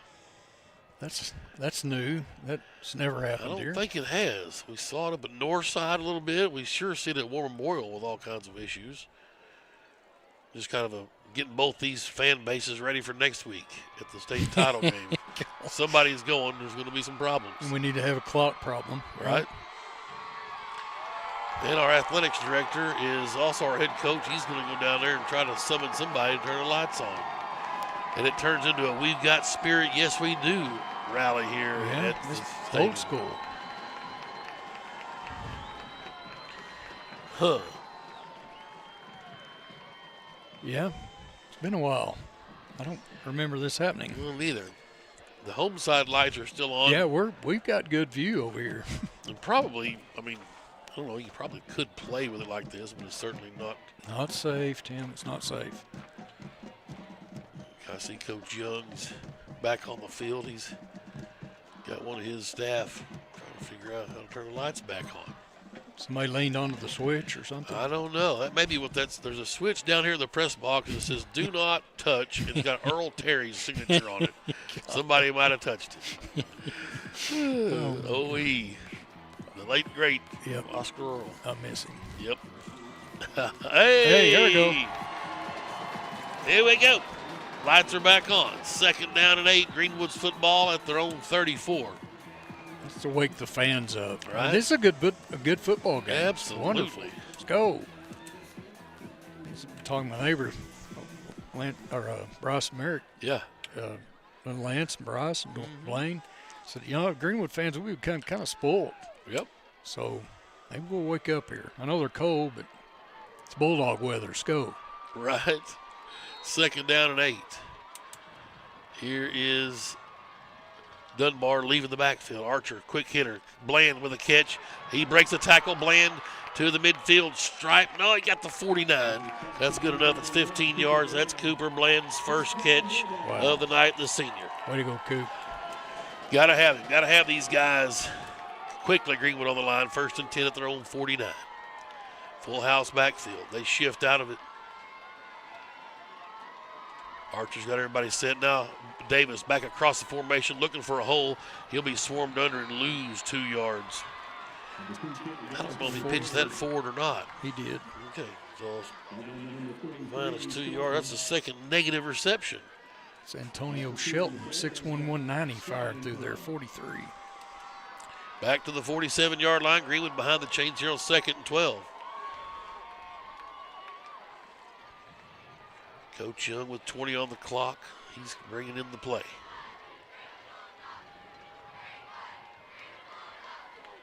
We are in a football game here in the semifinals. I'd have it no other way. Bland across the formation. Archer, pressure coming underneath. There's a screen to Dunbar. He's got room, 50, 45. Make a man miss, 40. Down to the 35, down to the 33-yard line. Oh, baby, let's get it on. 20 yards and a fresh set of downs. Dunbar, we talked about his soft hands out of the backfield.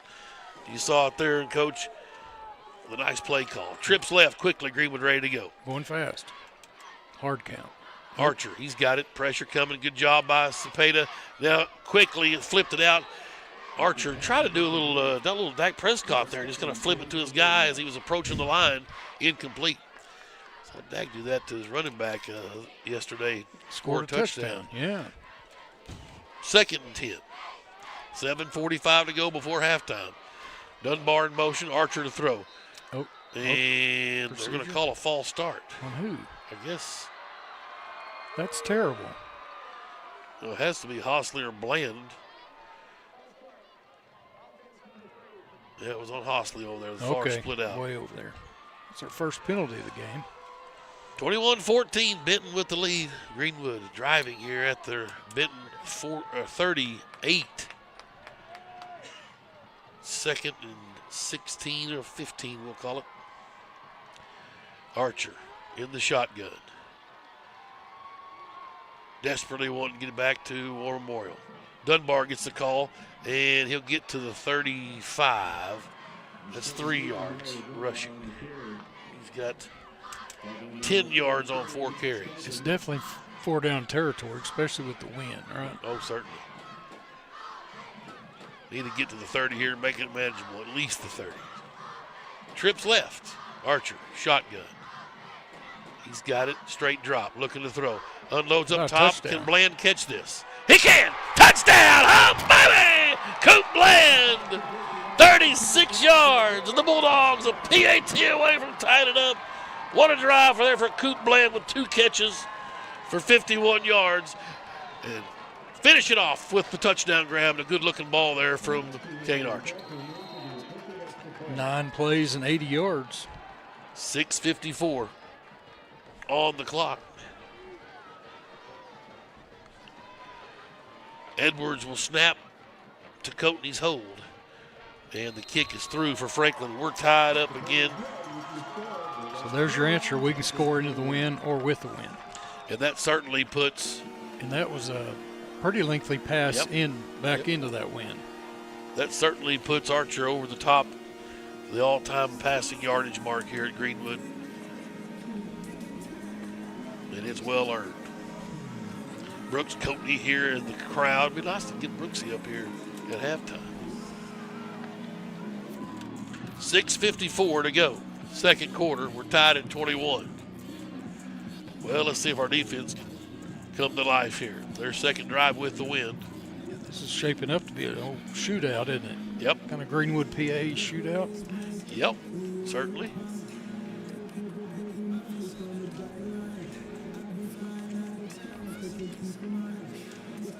And C.J. Sellers and Corey Anderson are back deep for Benton. Yeah, the last 8 games, Benton's been averaging 56.8 points a game. On the season? No, the last 8 games they've played.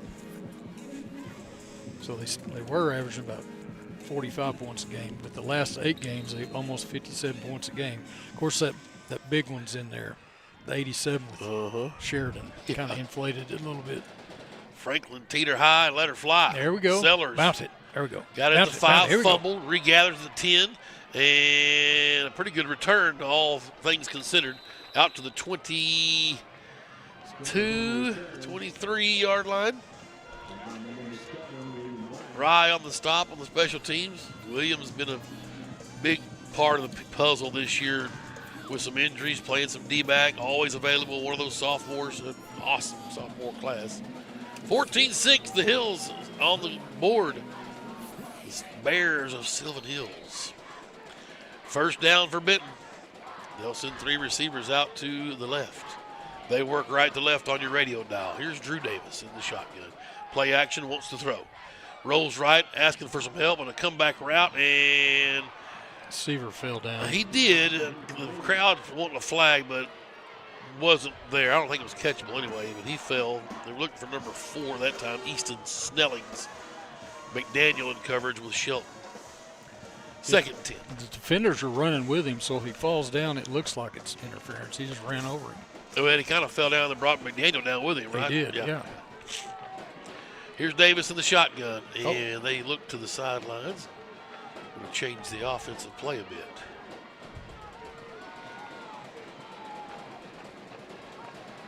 He's got Murdoch back there with him, does Davis. Play action, Davis going to quarterback keep. And he's going to get first down yardage. Hanging on for dear life was Sayadeth, but the chains will move. Mobile running quarterbacks. They're a problem. Yes. First down from the 35. Davis again to the sidelines, getting some instructions from the coaching staff. And they give to Murdoch. He's hemmed up in the middle. He'll get 3 yards.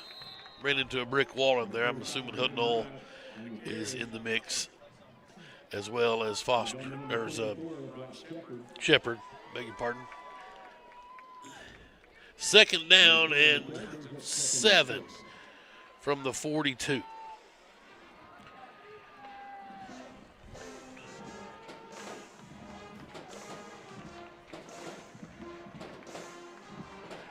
Drew Harris is their OC over there. I'm sure it's the coach's boy. They give up the gut. That looked like Deaton. Let's see. Number 3.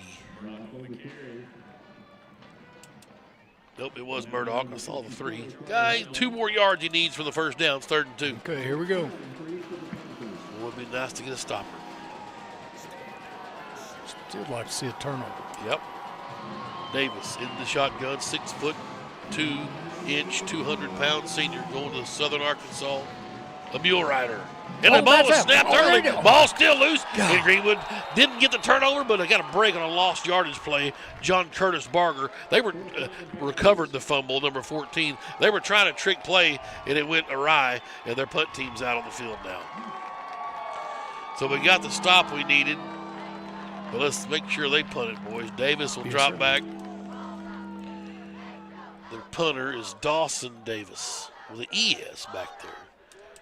Kicking to Champ Davis with an IS. Could be Davies. Davies? Yeah, could be. The kick's away. It's a good one. Champ's going to find it at the 15. A lot of room. Middle of the field, 20. 25, 30. Can he get a block from Thornsberry? He does. 40. Down to the 45. Fantastic return from Champ Davis. And the Bulldogs are in business. A chance to regain the lead here with 4 minutes and 13 seconds left. A 30-yard return for Champ Davis. I'd say that anybody been paying attention to either one of these two teams, the defensive has played better than probably advertised. Very good point, because normally both these teams have 49 at halftime. So I'd say both defenses are playing good. That's a good point. Fujibayashi anchoring that front line. He's ready to Archer. Dunbar gets the call. Can he find some room? Boy, Mario just running hard. Look at that, working for 5 yards to the midfield stripe. Go, Mario. You betcha. That's just playing football up in there. Get over to that right side behind Cepeda. That kid's a sophomore. Woo. 74. Yeah, golly, Jesus. It's his numbers. Big and big. Yeah, Archer in the shotgun. 2nd and 5 at the midfield stripe. Trying the hard count, nobody moving. 6'3", 270. You betcha. He's going to be a good one. 10 on the play clock. Kane's ready. 2nd and 5. Dunbar gets the call. Can he get the corner? First down, still on his feet. Second effort got him down to the 43. 7-yard pickup. The chains move for Mario Dunbar. Hey, there comes Wesley Raggio in. Give Dunbar a breather. Raggio will come back. Nope. See if they get the personnel right. Dunbar back in. Yep. Davis in as well. So he'll be at receiver. Bland, the wing back over here behind Cepeda. 1st and 10 at the 43 of Benton. Archer. Got the Dunbar. Little counter play. He's on his feet. Got near the 40. And then the far referees step back to the 41, so it's going to be a 2-yard pickup. Clock running 2 minutes, 40 seconds. Greenwood will get the football to start the second half, so this wants to be, Coach Young wants this to be the last drive of the half with a touchdown, and then hopefully go back-to-back scores. So you'll see him a little bit maybe conservative here on some of these play calls. Clock's running 2:23, 2nd and 8 at the Benton 41. Archer, quarterback draw, has room, still on his feet to the 35. That's 6 yards. Good pickup right there. That's his 5th carry for 10, 25, and 7, 32 yards. 3rd and 3, Greenwood quickly on the line. Tried the hard count, Benton didn't go anywhere. Their line's been good, not jumping. Minute 50 left. Clock running in the second quarter. Remember, Richie will have coach at halftime. He's got it, and it's going to be Davis. He can't get around the corner. They shut him down. He lost 2. His second carry. He only had the 3-yard touchdown run. Now it's 4th and 4. Let's see what you got. 4th and 5. Raggio comes back out. Dunbar's in. So he's going to at least look like he's going for it. We've got 1 timeout left. 4th and 5. Plenty of time. 20 left on the play clock. Interesting. Let's see what happens. Here we go. 4th down. Archer tried the hard count. Now he's going to go for it. Looking in the flat. It's caught. Davis, you got it. 1st down. Bulls over a man. Gets down to the 29. Oh, baby. A 9-yard pickup. And the chains move. Wow. Never a doubt. That's one of the things that make these guys special. Coach alluded to it in the pregame is we make the routine plays. That's right. 1st and 10 at the 29. And finally a flag comes out. I mean, big boy in the middle there almost took out Fujibashi. Yeah. I mean, it's got to be a penalty if he touches the center. And big 44 is going to go talk to Coach Harris for a minute. That's Carson Conyers. 1st and 5. Really, only the 4th penalty called this whole half. So they're letting the boys play football. Let them play. I like it. It's semis. Archer over to the sidelines, got the play call from Coach. They'll send trips to the left. Dunbar to his left side back there in the shotgun. 1st and 5. We're under a minute now, 56 seconds. Now Dunbar swaps to the right side. Play clock's at 4. Archer's got it, wanting to throw. Looking left, now back right, now back left, now scrambling. Wants to go up the top to Canada. Oh, Braxton make the catch at the 11. Oh, baby, 13 yards. He got out of bounds, the sophomore, hands of glue. 1st down. What a throw, what a catch. That was a tiny window. Tiny. Big-time play from big-time players. That's like you just said, they make the tough look routine. 1st and 10 at the 11. Archer with 50 seconds left. The clock stopped on the out-of-bounds catch. Here's Kane to throw. Oh, Davis fell, got up, touchdown! Oh, baby!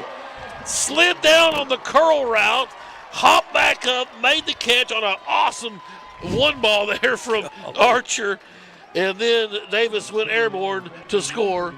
And the Bulldogs light up the lamp on a textbook offensive drive near the end of the half. Shout out to Coach Hogan and Coach Jones. 8 plays, 55 yards. Took 6 minutes, 10 seconds off the clock. PAT time is up, and it is good. And the Bulldogs take the lead 28-21. Now you need that stopper, guys. And then get the ball back to start the half. This right now is playing in Greenwood's favor as they lead 28-21. So what was it, like 5 minutes left on the clock when they scored? 6:54. 6:54, Yep. So yeah, they run 6 minutes off the clock. Yeah, there. absolutely. That's perfect. Just got to keep Benton from off the board here. 2 timeouts left for the Panthers. Greenwood with 1. Franklin has it teed up at the 40. What an awesome, awesome series we saw there from Kane Archer throwing the football. Into the wind. The throw to Canada was magnificent. That one there was right on our line, I was kind of the right angle. Do you think Davis fell in on purpose? I think he did. I think that's part of the deal.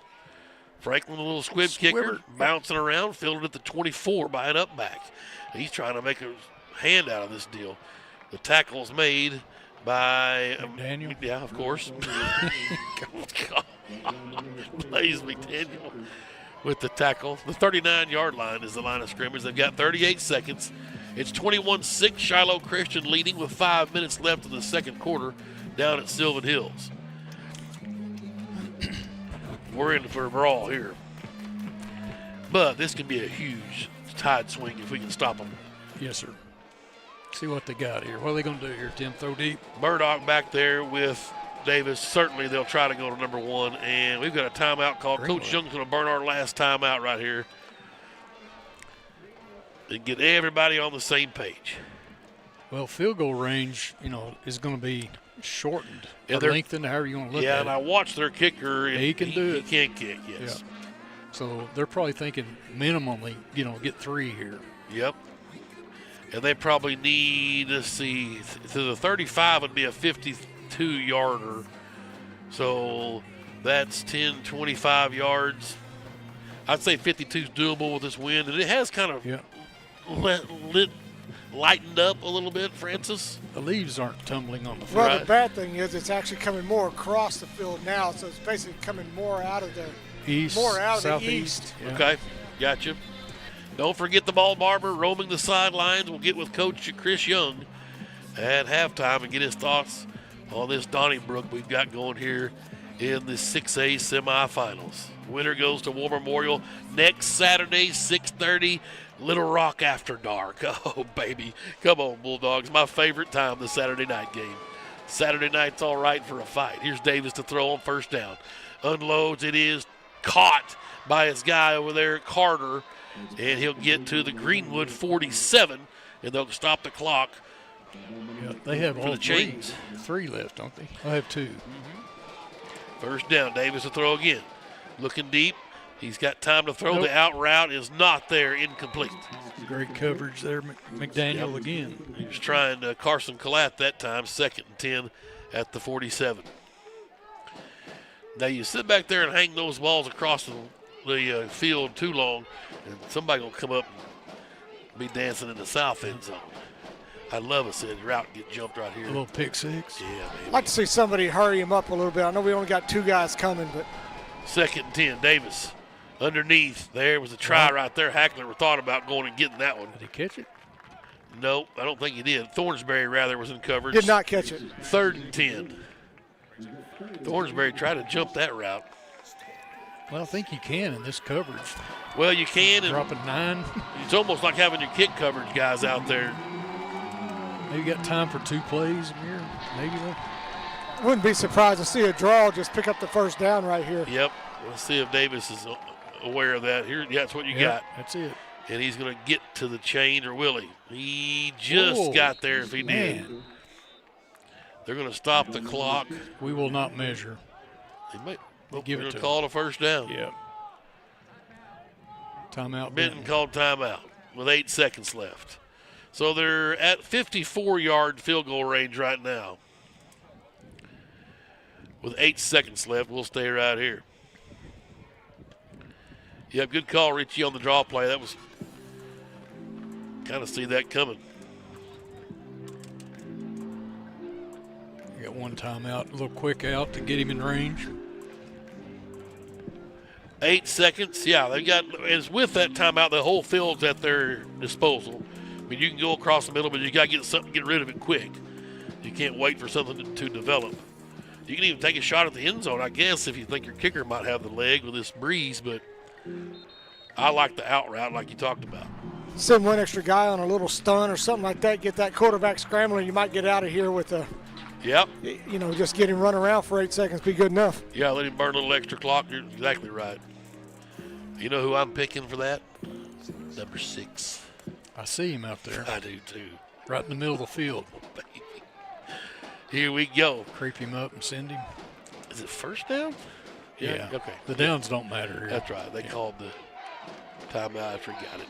They're at the 37. In the shotgun, that's Drew Davis. Murdoch's back there with him. They've got 2 receivers right, 2 to the left. There's a snap. They give to Murdoch dead ahead, and he'll get down to the 20. And Greenwood will let them have a field goal attempt. Basically is what Coach said. You want to kick field goals, we'll kick field goals. Well, technically, if they make it, which is in high school was pretty tough at times, but even if they make it, we won the first half. That's a fact. You win the second half. We tied the second half, we win the game. Yep, that's exactly right. It's 28-21. The ball's right at the 20, so that'll be a 37-yard field goal attempt for Gabe Wilbur is number 91 as their kicker. I'm like Richie. I think the wind's more across now. It's out of the east. Well, we'll see right here. It's kind of swirling a little bit, actually. I mean, it's right now it's coming right out of the east, southeast. 21-12, Sylvan Hills trailing Shiloh late in the second quarter. at Sylvan Hills. We're missing a referee. Oh, there he goes. All right. 37-yard attempt from Gabe Wilbur. This should be the half, right? Yes, 2 seconds. barring a defensive penalty. Good snap. The hole's down. It's got plenty of leg. Down the middle. And it is good. So a 37-yard field goal at the buzzer. It's 28-24. Greenwood leads by 4. Getting the football coming out of the locker room. And let's hear what the top dog has to say down there as Richie waits on Coach Chris Young. Hey, Coach, just like Thanksgiving dinner, had a little bit of everything out there tonight. Yeah, heck of first half. 2 really good football teams, and it's a battle. We knew it was going to be in. They got a big field goal there. That was big for them. But, up 4, we get the ball coming out in the second half. We need to tighten things up on offense a little bit, be more consistent, and need to get a couple more stops on defense. Thanks a lot, Coach. Yep, he's right. He's right. But we'll take that. We mention it every week. You'll kick field goals, you're going to be in trouble against Greenwood. Now, that doesn't really go for this Benton team, but we come back out and get a 7 coming out. That gets you up 11. Then you can start playing the game. The interesting part will be who's going to get the win here. And you would assume that they'll take the win to the third quarter. 11 or 7 is two possessions. So. Yep, that's right.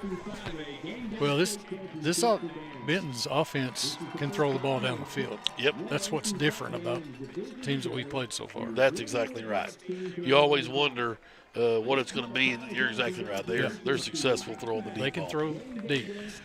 Well, they honor our 2025 7A, 5A game day dance champions. So the state champions in the dance squad. So congrats to Joe Clark and the girls for winning a state championship. Well, I don't know if they're even going to perform here at half. It's a little chilly. The band looks like they've taken a break. So we're going to take a break as well. Try to get some water and maybe a cookie. We'll total up some numbers, bring you some first half stats, and then get you ready for the second half. Greenwood leads 28-24 over Sylvan Hills. It's the semifinals of the 6A state football tournament. We're live in Greenwood. Tim Terry, the ball barber, Kevin Jones. You're listening to Greenwood High School football. Greatness doesn't happen overnight. It takes time, focus, and dedication. At Shelter Insurance, we understand that because we put in the hard work and dedication for decades. And that commitment is paid off with award-winning customer service for your auto, home, and life insurance. See Shelter Agent Jason Hill in Greenwood and ask about Shelter's competitive rates. Hug Chevrolet Buick GMC in Charleston are unloading every week. To see what is arriving next, you can visit hugm.com, HUGGM.com. The Hug family has made car buying an enjoyable experience for over 80 years in their spacious showroom in Charleston. Don't pay too much on your next vehicle. See the Hug team where you don't pay extra dock or prep fees. Hug Chevrolet Buick GMC on Main Street in Charleston. Hometown sales and service since 1937. For over 22 years, Lumber One, locally owned and operated, servicing the River Valley and Northwest Arkansas commercial and residential building supplies. From lumber to windows, roofing, and a door shop for all your exterior and interior doors. They've got trim, hardware, and more. Whether you're a builder, remodeler, or do-it-yourself, Lumber One has got what you need. Lumber One, located off Industrial Park Road in Van Buren, where service still matters. Lumber One says, go Bulldogs. At Randall Ford, we believe in more than just selling cars. We're committed to driving our community forward. For over a century, we've been here, supporting local businesses, sponsoring youth events, and giving back to the place we call home. Because we're more than a Ford dealership. We're your neighbors, your friends, and your biggest fans. From hometown parades to Friday night lights, we're proud to be part of those moments. Randall Ford, we are the River Valley. I'm Josh with Vision Exteriors. If you're concerned about the storms over the last couple years and the effects they've had on your roof, or the endless maintenance on your siding, or the energy efficiency on your windows. Just give us a call or go online, schedule an appointment, and we'll be out there.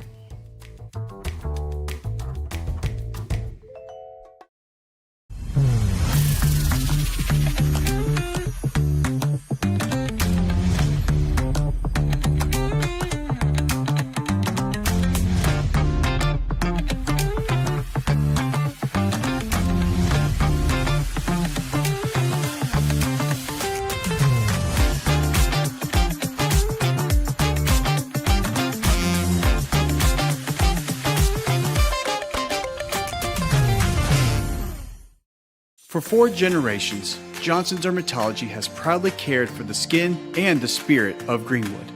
Supporting Greenwood High School and the community isn't just tradition, it's who we are. At Johnson's Dermatology, we're dedicated to efficient, quality, compassionate care centered around you. We believe in giving back with our time, resources, and commitment to the place we call home. Johnson's Dermatology, caring for Greenwood generation after generation.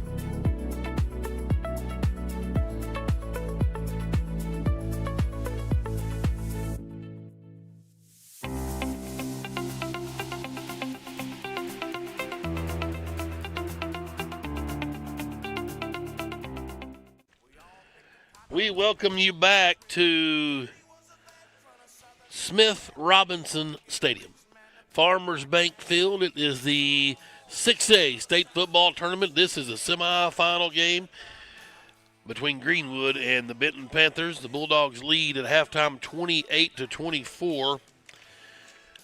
Sylvan Hills and Shiloh Christian are in the other semifinal down in Sherwood, Arkansas, which is basically right there in North Little Rock.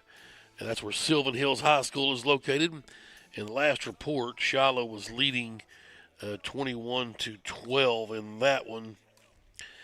Some other scores around the area. Mansfield's up on Bismarck, 28-14. So the Tigers marching on. You know, up in 7A, Tim, Rogers and Bryant knotted up at 14. Wow, I'd like to see Rogers win. I'd like to see Bryant get knocked off and let Greenwood scoot on up in the driver's seat. Bentonville's been between us. Obviously, they're going to put the 7A schools ahead of a 6A school, regardless of how many games we've won. But we've been second, third, or fourth pretty much all year behind Bryant, Conway, and Bentonville. Conway and Bentonville are also hooked up tonight in the other semifinal, and hadn't got an update from that, but we'll see how it's going. I got Bentonville up 13-7 on Conway. Nice. Well, there you go. Former Bulldog. Yeah, Jody Grant. Jody Grant, head coach there. Yeah, at Bentonville. 28-12 now at halftime, Shiloh Christian and Sylvan Hills. Okay. So I don't know. That still, obviously, issues still in doubt, but you'd like to see you're going to probably see Shiloh march on to another state championship appearance, which they were in last year against Greenwood. This their swan song in the 6A as they'll be moved up. Yep. And that got finalized last week when they won. That had enough wins to move them up. Yep. Over a 2-year period, or how long is it? It's a 2-year swing cycle, but for the private schools, it's more than 2 years unless they literally go 0-10 back-to-back years. You have to. The way I understand it, for those guys to move back down, it's almost a coach has to get fired situation. You know, so it's tough to drop back down. Yeah. Boy, everybody's got the fire pits out tonight. It's football season. Yeah. Well, it's almost winter. We got a couple more weeks before it's officially winter. Right. I've been ready. Officially winter's like December 21st or something. So we got a little ways Talking to go. about a wintry mix, so coming Monday night into Tuesday. Check on the elderly if you got a friend or grandparent out there, or parent. Cover your plants. Maybe drip your water. Drip your water, yeah. All of these weather tips are brought to you by who's one of our sponsors? Pascal Heat and Air. Yeah. They don't. Yes. Thanks to all of our sponsors, certainly the Titletown sponsors. 13-7 Bentonville over Conway. Is that what you said? Yes. Bulldogs had 6 possessions at half and scored on 1, 2, 3, 4. So we learned that years ago is how many times you get the ball, how many do you score. Yep. Scoring position. Needs to be up over 80%. Yes. Is the formula. Kane Archer was 17 of 21 for 189 yards and 3 touchdowns passing. And so he has became the all-time leader in passing yards here at GHS, surpassing the great Brooks Coatney, who was a 3-year starter from 96, 97, 98 season, including our first state championship appearance and then a semifinal appearance in his senior season. Lost in the first round in 97 to Warren. Lost at Osceola in the semifinals, and that was a big one I can remember because Alma was going to go to the finals. You knew they were going to make it, and we was going to be Greenwood Alma in 98 for all the marbles. And we took one on the chin over there. I'm trying to keep it as clean as possible at Osceola. A game we probably should have won, but we were officiated out of it. Oh, really? Yeah, I think that's what it is. That's what I think. Is that the official statement from head office? Or your head office? From the head homer of Greenwood football. But yes, anyway, Archer goes over 10,000 yards And he's going to have 2,500 rushing when it's all said and done. And I mean, I don't know if anybody's even come close to that in the state of Arkansas at the quarterback position. But, hey, Bryson Fair, speaking of Greenwood studs, he's 38 today. How about that? Isn't that crazy? He was one of them guys that was kind of a groundbreaker getting this thing going. Yep. He could play. So happy birthday, big fella. He was a walking train wreck. Yeah, he was. Man. Pain. He could put people in the dirt. He could do that. Well, let's say he brought a hat. Yeah, bring that hat. Bringing the hat. Okay, so Archer 17 to 21, 189, 3 touchdowns. Cooper has caught 2 balls for 51 yards, including a 36-yard touchdown. Champ Davis has 8 receptions for 62 yards, 2 touchdowns receiving, an 18 and an 11-yarder. Hostley caught an 18-yarder early in this one. I thought we might see Hostley kind of get in the mix, and that was a big 18-yard catch. And just glad to see his hands are still active. He's been kind of in the shadows a bit, with Champ Davis kind of taking, especially after the Mountain home game, just running the football. We just kind of started running the football that night. And a lot of these guys just went to blocking, and that's unders. We don't give them enough credit for the receivers blocking. But they do a great job. Rennick's caught 3 footballs for 18 yards. Braxton Canada's caught 2 for 20, including a 13-yarder for a first down. That was just magical down here towards the south end zone. And then the big 20-yard wheel route from Dunbar, his only reception from Mario. Running the football, Davis has 2 carries, the proverbial 1 yard, and a 3-yard touchdown run. Okay. So the 3-yard touchdown run and a -2 on the other carry. Okay. So 2 carries, 1 yard, a 3-yard touchdown. I always like those stats. Archers ran the football 5 times for 32 yards, and Dunbar has ran the ball 7 times for 24 yards. Yeah, Tim, if you think about this game, and it's back and forth the whole first half, this game could be determined by turnover. Yep. Neither team did it that first half, and I've seen a lot of football in my life, and these turnovers in these close games usually determine, not always, but turnovers can dictate who wins ball games. Both teams tried their hardest to turn the ball over. Yeah, that Benton did right here before half. I was like, what are they doing here? I tell you, a couple of things that I like about them is both teams are going to go in and they've. I think Greenwood saw something kind of like in Mountain Home where we could run the football. I think we tried to run the football maybe a little more because we saw something on film that we liked. Kudos to Benton for we haven't been ultra successful at running the football. They've had a couple, where Champ was really successful at Benton. They've kind of stopped him for a couple negative runs on those. So some of that's like they've done a good job preparing, and we did a good job preparing for what they thought they would do. Now we're going to go in there and prepare for what they actually did, and I like our odds in that matchup right there. When once we seen we seen your best shot, now let us readjust, and I think we're going to like what we see the second half. And Benton's, we talked about it earlier, they're one of those schools that's kind of a public school that can run with Greenwood as far as on the football field with their coaching staff, their community support, their just buy-in from the players, and they certainly want to beat Greenwood. There's always been that Central Arkansas riff with the Northwest Arkansas guys, as Bentonville and Fayetteville just owned that 7-8 title forever. Spray Harbor a few times in there, Springdale. And nothing's made people happier than seeing the Central and Bryant coming alive and Conway competing. But we'll see tonight up there in the 7A how the pendulum swings, as both the West teams are certainly in the ball games. Well, Benton has 2 state championships, 1961 and 1977. So it's been a while before they've hung a banner. Wow, the Carter administration. That don't even feel right, does it? No, it's very odd. Really, yeah. because I got it when Greenwood got bumped to 6A in the 2012 season.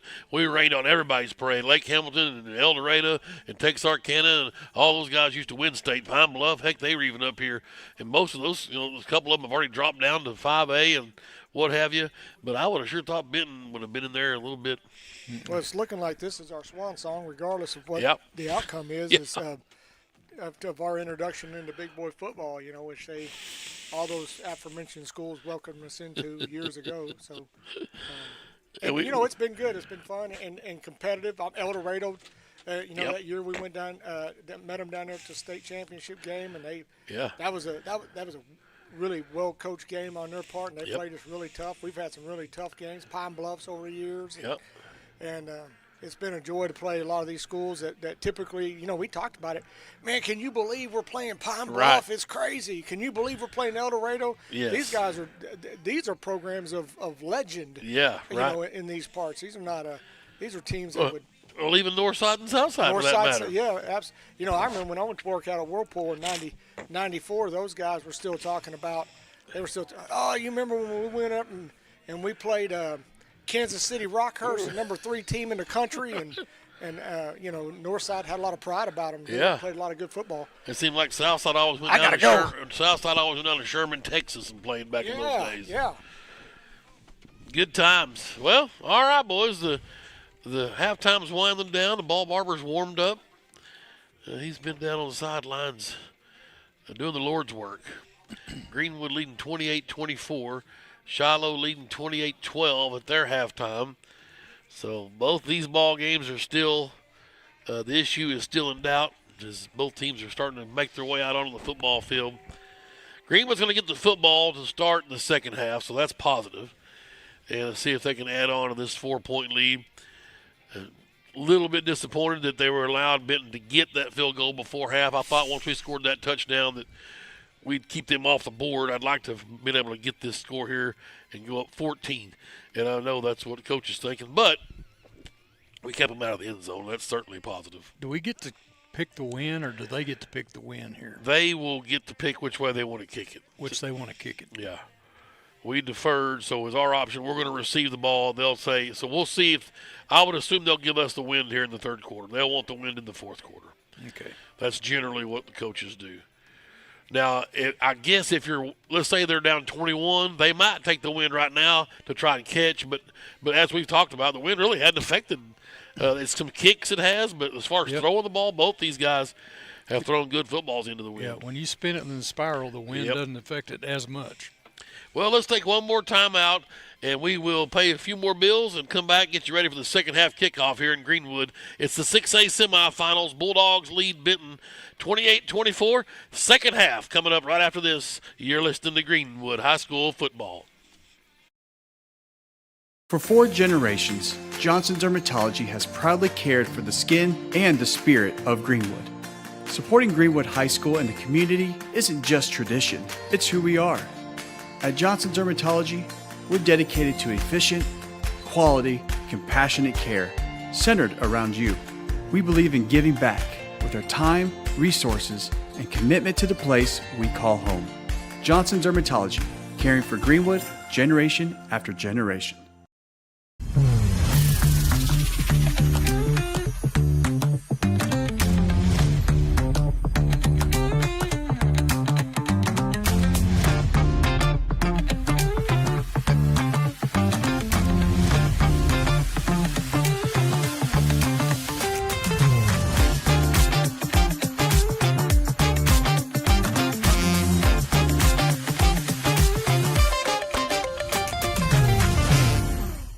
At Randall Ford, we believe in more than just selling cars. We're committed to driving our community forward. For over a century, we've been here, supporting local businesses, sponsoring youth events, and giving back to the place we call home. Because we're more than a Ford dealership. We're your neighbors, your friends, and your biggest fans. From hometown parades to Friday night lights, we're proud to be part of those moments. Randall Ford, we are the River Valley. We welcome you back to Smith Robinson Stadium here on the campus of Greenwood High School, Farmers Bank Field. Both teams are out on the field, getting loose here before the second half. We're ready to go. Greenwood is going to receive the football. They won the opening coin toss and deferred. The Bulldogs will get the football.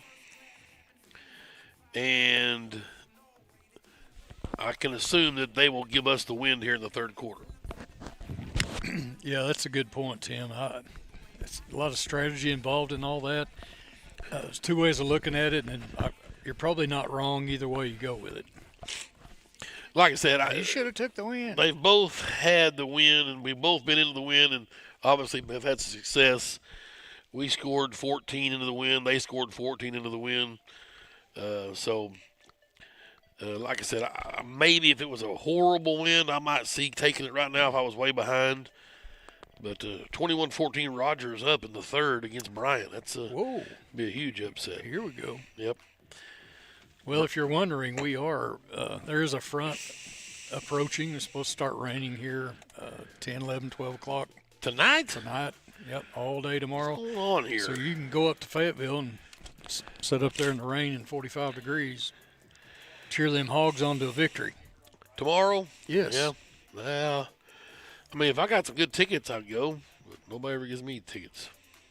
And then I watch the bleachers be empty. The basketball. Yep. But where's everybody at? It's sold out. No, it ain't. Call the Merricks. I think they've got some. Yeah, right. Need to. It's just frustrating, especially the courtside seats. I want to be courtside. Here we go. Davis and Rye back deep for Greenwood. Bulldogs will have the win here in the third quarter. But like y'all have talked about, it's actually kind of blowing across to the west now. So it'll be a right to left win for us. And Davis will take it on a hop from the 13. Here we go, 20-25. Sees a gap 30. Makes a couple of boys drag him down to the 35. And a good return. And the Bulldogs will have it with the wind here at their own 35. Archer, who's gone over 10,000 yards and has the school record in career passing yards now just moving up through the record books.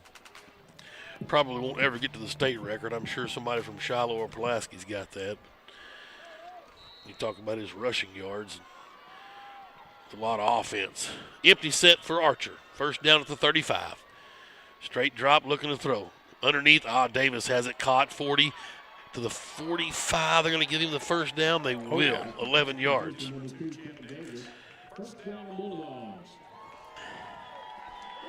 Davis with his 9th catch, 73 yards. Archer now exactly 200 yards on his 18th completion. They shift out from a double slot backfield to now Dunbar alone. First down.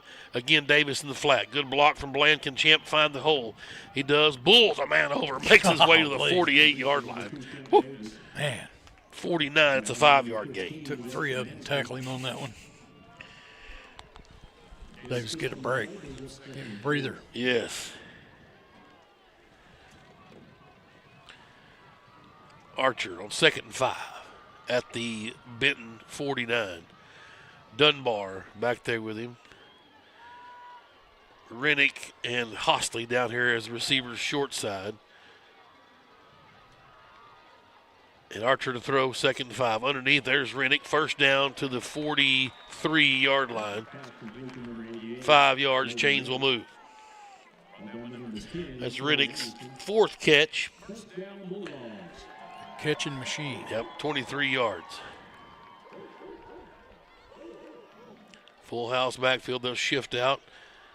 And Dunbar will come back there. There's trips to the right now, and that's where Archer's rolling to. Bland's open on the post flag. Caught at the 20. Coop, 15. Coop, the 10. Get in there. 5, 4, 3, 2, 1. Coop Bland, oh, baby. 43 yards. His 2nd score of the night for the senior.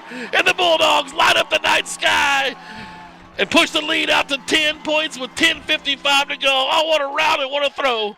Cooper Bland and Kate Archer. Oh, baby. Well, that was on a rope. Woo. Beautiful route, beautiful pass, touchdown.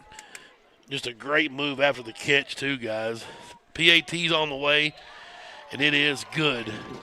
10 minutes, 55 seconds left in the third quarter. It's a 43-yard catch for Cooper Bland, his second touchdown reception of the night, and the senior going to end his story here at Smith Robinson. Win or lose, a huge night. 3 catches for 94 yards for Cooper Bland. 3 plays and 65 yards. 35-24 is your score. Woo! Now let's see what the defense, and that's just, Coach Young and Coach Hogan and Tank Morton. Boys, yeah, your turn. Let's go. What you got? Yep. And we'll see what they got. I like my odds with Jason Gill at halftime. He's really good. I mean, I like it when he starts the football game. He just looks like a defensive coach. Sellers and Anderson back deep for the Panthers. Franklin's got it teed up at the 40 left hash. And we are up and away. Sellers lets it go into the end zone. He bobbled it, but it goes out of bounds. It'll be a touchback to the 20-yard line. Well, let's see if the Bulldog defense can get a quick stopper. We did start the football game. All the same personnel out there, starting personnel. Shepard and Johnson and Hudnall up front. Sayedeth, Hackler, Dickinson, a couple of sophomores in there, that linebacking core. Sayedeth is a senior, 34. Davis in the shotgun. They go empty set. We've seen him run some. And Davis going to throw this time. Underneath, incomplete.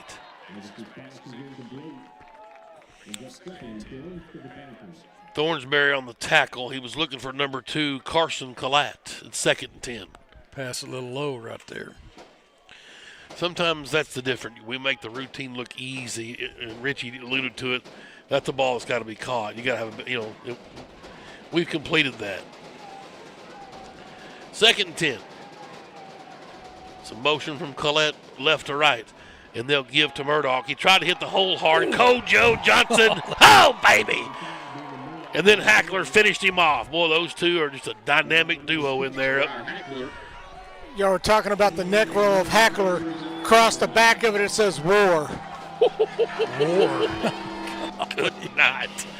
3rd and 9. Let's go. We've seen him cash in on a couple of 3rd and longs. A 3rd and 9 from about the same spot and a 3rd and 11. So they're not dead in the water here on 3rd and distance. Let's see if Bulldogs can get off the field. It's turnover time. Davis, shotgun, looking to throw left side the whole way. Now back right. He's scrambling, rolling, looking, unloads up top, and it is caught. But was he out of bounds? He was out of bounds, I think. That's a catch. Yeah, his left foot got in. It did. It was a good catch. What a catch. Easton Snellings, and it's complete at the 42. Coach I had Young, him in. Yeah, the right foot hit out, but it was after his left foot got down. Coach Young saying he didn't like the call, but they're going to give the first down to him at the Greenwood 43, and we've seen it before. Coach thought he might have stepped out, I guess, before on the way down the sideline maybe. This is head coach Chris Young. This is my athletic director, Chris Young, right here. 1st and 10. Davis. Here we go. Back to the run. Gives to Murdoch. And he'll get a positive gain to the 37. That's about 6 yards. Well, that's been our, guess what, downfall tonight, the big plays. Remember the wheel route, the long bomb, and right there? A lot of them been on 3rd down and long, too. Tip your hat to these Benton Panthers. 5-yard pickup at 2nd and 5. It's a big play offense. Davis in the shotgun. Murdoch's back there with him. Collette in motion. Davis will roll left. Looking, unloads over the top. Oh, Champ broke on it. I thought maybe our Champ Davis was going to get to it. Flag. I don't think there was. I think it was just a leaf blowing. Yeah, there's our leaves came through. Brother Ronnie thought it too. I thought there's a flag flying around out there. 3rd and 5. We got debris. I'll say. Davis in the shotgun for Benton. Murdoch back there with him.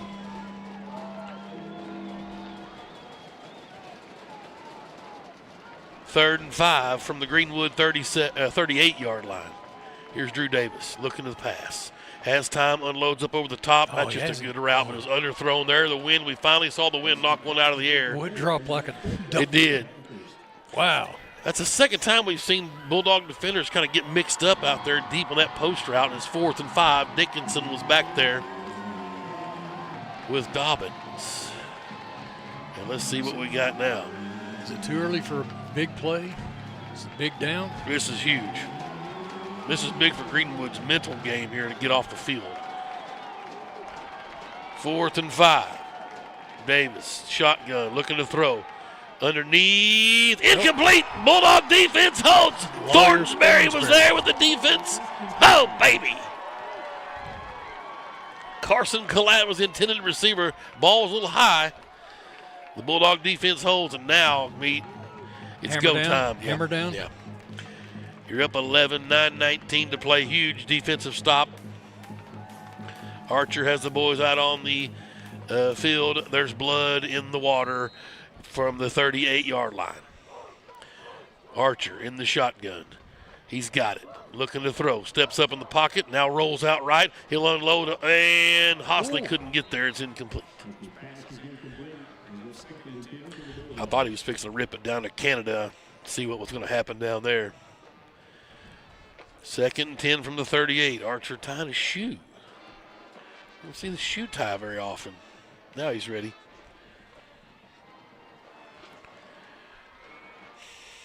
Shotgun for Archer. Dunbar back there with him. Twins right, twins left. He's going to bring Canada in motion across the formation. And roll right. Looking, unloads. Oh, Bland, nice catch. Wow. Good route. There's a flag here. Got through the interference. The flag is down. Let's see if the chains wait a second. It's a 13-yard pass and catch. He got through with the pass interference, didn't he, Meat? Yeah, the flag was really late, but it was probably a hold instead of a pass interference. They're not calling this on back. Cooper, are What? they? Or you take the penalty from the line of scrimmage, it's 15 yards? What are we doing?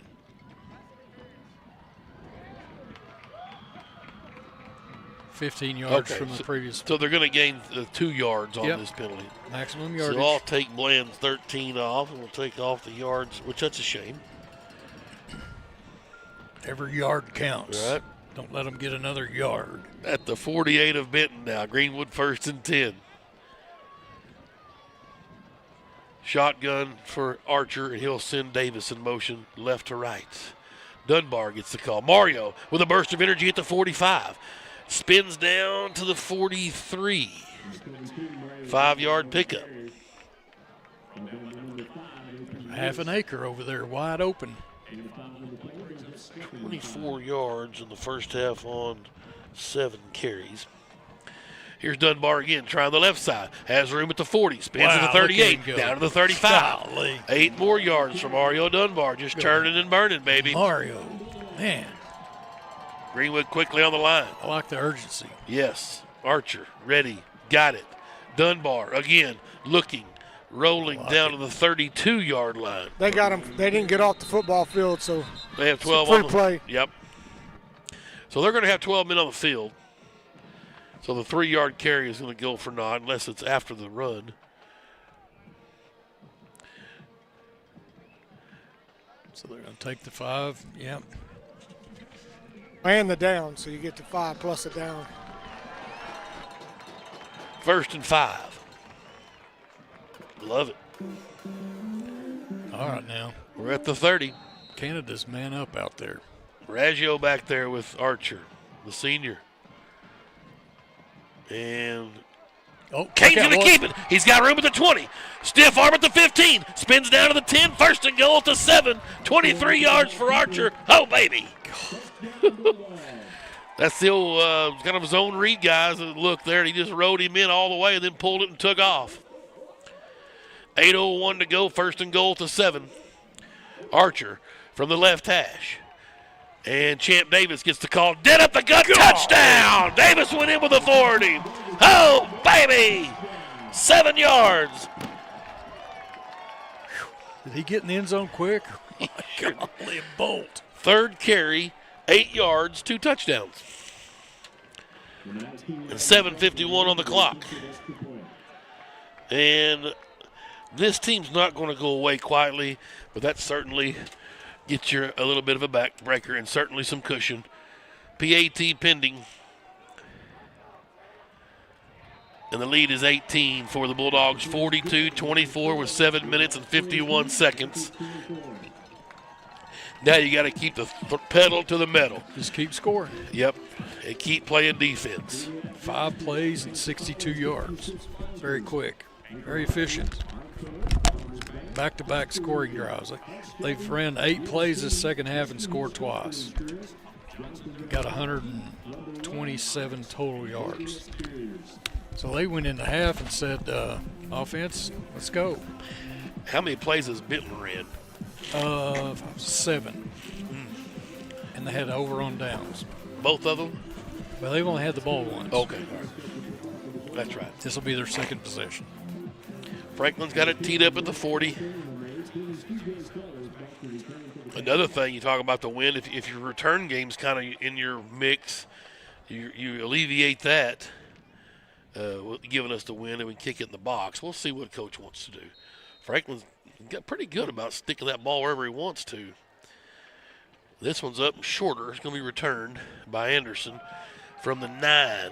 Far side out to the numbers at the 30 to the 35. A good return for Corey Anderson. So, Benton got to have points right here. They got to get something here, right? Yep. 7:44 left in the third. Well, they've got to get a touchdown. I mean, a field goal makes a two-possession game, obviously. Down 18. But they've got to get a touchdown. The clock is ticking. From the left hash as they work left to right on your radio dial. And Davis, their quarterback, play action, quick hitter. Aha, Blaze. Wow. Is that closing quickly? And that's just running through the football. You see guys will break down and let the guy head juke you. That's how you do it right there. That's textbook defense of a caught ball. Just run through the guy, tackle him, and we'll give them their 3 yards and play the next down. Fantastic. Drew Davis, shotgun for Benton. Trips right. They'll give to their running back as Deaton, and he's got room, first down yardage. Hackler ran him down at the midfield stripe. They're going to be a hold.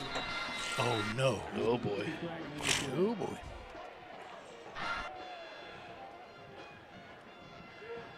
White Hat threw that one down, looks like.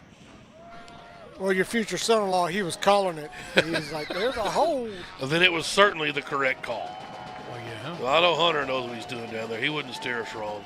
Little tank. D-line at Arkansas State. Whew. Southside alum, get you some. 2nd and 11 now, back at the 34. 24-42. It's 28-20. Sylvan Hills crawling back in. They're only down by 8 to Shiloh. 9:20 in the third quarter. Davis for Benton. Shotgun, looking to throw. Has time, unloads. He's got his man. That's Carter. This guy's a good receiver. It's first down to the 30 to the 46. Runs really good routes. Yep. 5'11", 175, a senior. Probably has a college future. Don't know where he's going.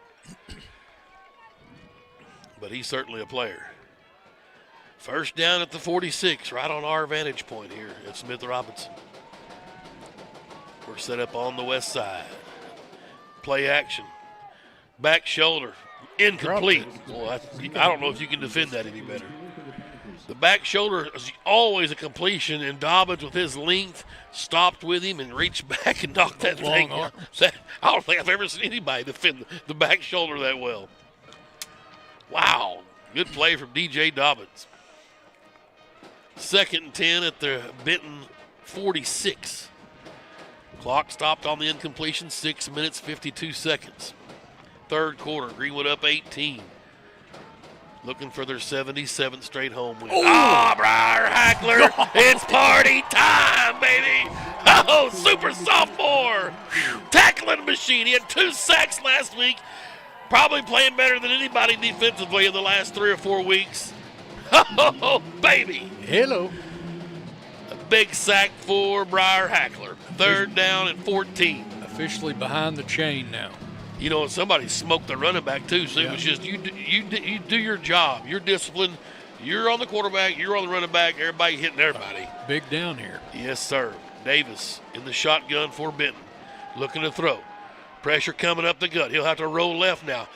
Unloads down the middle. Davis is there. Champ Davis nearly had an interception as Collette became the defender for Benton that time. As it ball, the wind just knocked it down, and they've got a punt here meeting. The Greenwood defense has done it again here, folks. That's back-to-back stops. Exactly what we needed. Greenwood's not buying the punt here. They're not going to put anybody deep. Don't blame them. Nope. 4th and 14. I mean, the wind is your return man. Pretty much. And the good snap. The kick's away, and it's up into the wind. Here it comes back. Bulldogs off the field. It's going to get a Greenwood hop and down to the 38. All right, here we go. Again at the 38-yard line, Bulldogs will start. 5 minutes, 59 seconds left in the third quarter. And it is go time again. Got to keep piling on. It's a good thing about the Mercer rule. You don't have to run the clock out like in this situation. In the old days, try to milk some clock and hold your lead. Now you go score, get the clock running. That's a good point. 1st and 10, Greenwood. Archer. Davis back there with him. Bland comes in motion. And Davis. No play action. Kane's going to keep. Breaks the first tackle at the 40. 45 midfield. Archer on the run looking for a hole. Zigzags back around into the 45 of Benton. Oh, baby. The Golden Boy. Let's get it on. It's a video game, Tim. It's a video game. Golly. Wow. 17-yard run for Archer. Just out there having fun like a kid in a candy store. The game just comes easy, guys. It's impressive. He's a good football player. Going to miss him. Pretty good vision. 44-yard line. Bland with some stutter step motion. This time Davis gets the call. Champ dead ahead to the 40-yard line. 4 yards for Champ Davis. And 2nd down and 6 for Greenwood at the Benton 40. 5.5 minutes, clock running. Twins right. Davis will move over to Archer's right side. And Archer gives to Davis again. Left side off tackle. Good tackle from 43 there for Benton. That's Antonio Shelton. Yeah, he's made several tonight. That kid can play. Antonio Shelton. 3rd and 4 at the 38. Archer with Davis to his left side. And nearly got him a jump. 44 again came across, but not enough, I guess. Davis will shift over to the right. Play clock's at 8. And Archer's got it. He'll give to Davis. Oh, nice cut. Put a foot in the ground. 30. 25-20. Davis open field 10. Down to the 5. Oh, baby. Champ Davis. 33 yards and 1st and goal. Running over there behind big Cody Taylor. You betcha, buddy. You know, you talk about our offensive line. We've had some injuries. Ethan Kelly coming in there at left guard has been a great replacement in there. Davis again. This time he'll get in behind Fujibayashi and get down to the 2. So it's 3 yards. And the wind is slowly going out of the sails of the Benton Panthers. Archer runs to the coaching staff. He'll get the play from Coach himself and let that game clock just milk out. 4:19, 4:18, third quarter. Play clock's at 20. 2nd and goal at the 3-yard line. Archer from the shotgun. Davis back there with him. Rennick in motion. Archer wanting to keep. Cuts upfield. Can he get in? Oh, yeah. Touchdown. 3 yards. The Golden Boy scores in there for his first rushing touchdown of the night. And with 3:54 to go, the Bulldogs are feeling a third trip here to defend their title. Well, Tim, that was 62 yards just like the last play, but this time it took us 6 plays instead of 5. Dang it. Looking for their 6th straight trip to Little Rock. PAT, Edwards, Coatney, Franklin, perfect. 49-24. Bulldogs leading by 20. What's that, 5? Yeah, 25 points. Let's take a timeout. You're listening to Greenwood High School football. I'm Josh with Vision Exteriors. If you're concerned about the storms over the last couple years and the effects they've had on your roof, or the endless maintenance on your siding, or the energy efficiency on your windows, just give us a call or go online, schedule an appointment, and we'll be out there.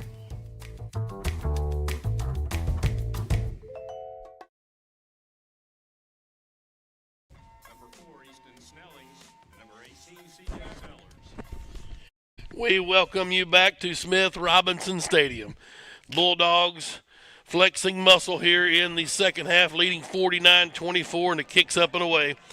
This time it'll be Sellers, and a touchback into the end zone. So Benton will have it from the 20. Now these guys are big play hitters. We've seen it all night, Meat. We have. So don't start making reservations. Not just yet. In Little Rock just yet.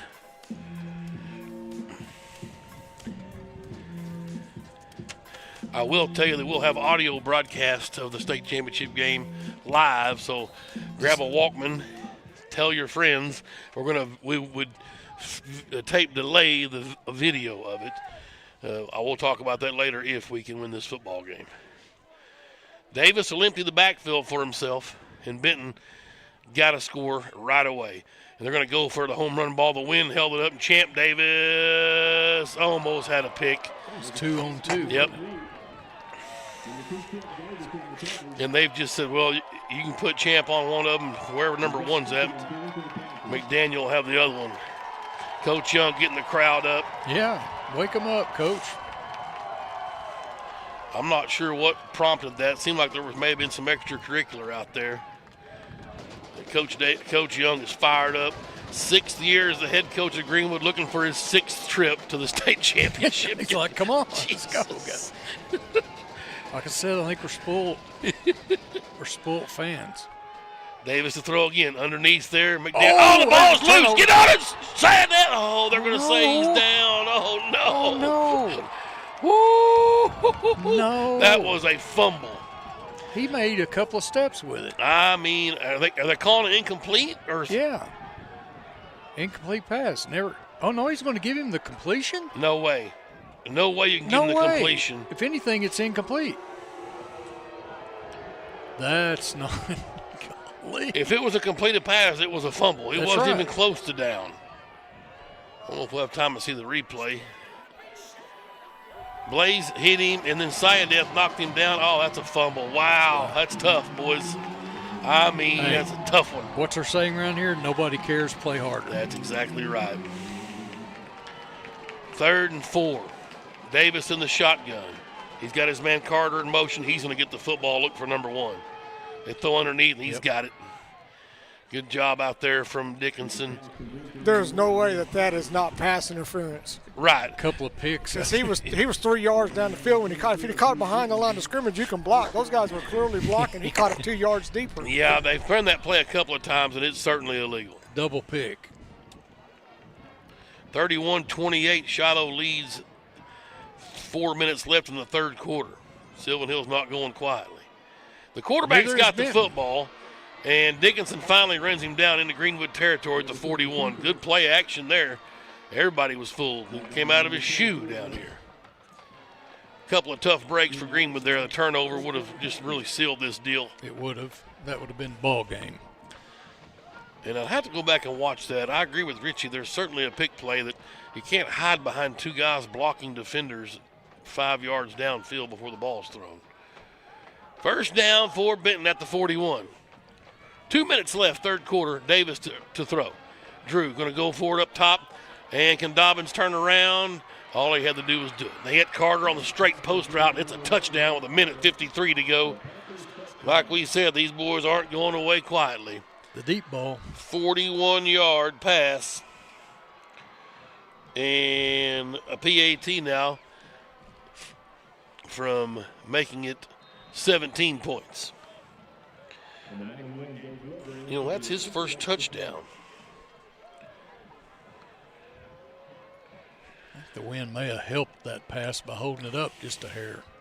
Yeah, just needed Dobbins. If he would have just turned his head around, he could have made a little move on it with his height and got to it.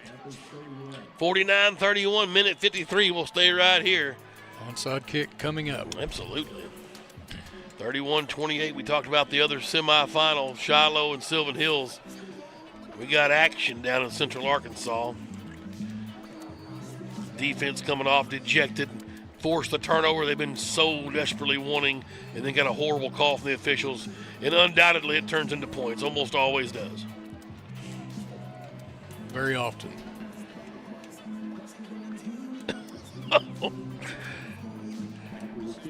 I'm getting text saying it was a fumble all day from people watching the replay. Well, I thought it was live. There's an assortment of I guess the side judge thought his knee hit the ground. I didn't even think it could have been close. If he was down, it was either incomplete or it was a fumble. Right. I think he thought the kid was injured pretty bad, and he kind of blew the play dead because he thought maybe he was injured kind of deal. No onside. Nope, they kick it away, and Davis had to adjust and come get it. No, that's Dunbar. At the 20, 25 Mario, 30, middle of the field, and the 33-yard line. The wind is really ripping now. I mean, it is coming through. Yep. Little gust there, Romes, little gust from the gods. It's blowing, as you can see, the leaves on the field more towards the north, but it's kind of quartering to the north and west. First down, Greenwood at the 33 this time, not the 38 where they have been starting. So Archer now with a minute 48. The lead is back to 18. Can Greenwood counterpunch? Davis gets the call. Has room. 40. Breaks outside. 45, 50. Here we go to 40. Outside 30. Near sidelines. Champ. Go to the house. Oh, baby. Champ Davis. 68 yards. And a touchdown for the Bulldogs. And just like that, they answer. Oh, baby. I guess they heard me a while ago, didn't they? Woo! 67 in one play. I'm running out of room in my scoring summary sheet. It's full over here, isn't it? That guy's fast. He's fast. PAT pending. Bulldogs answer just like that. Franklin's kick is up, and it is good. 56-31, just like that, back to a 25-point lead for Greenwood with a minute 37 left. Wow.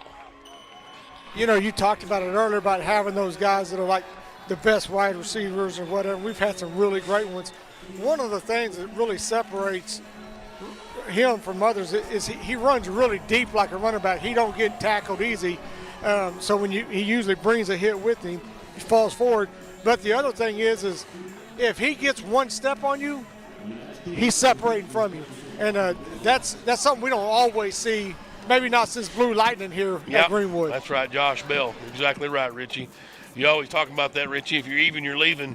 And obviously when Champ's a step ahead, he's way gone.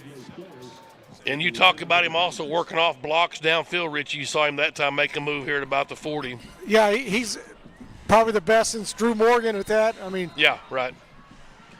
Franklin's kicks up and away.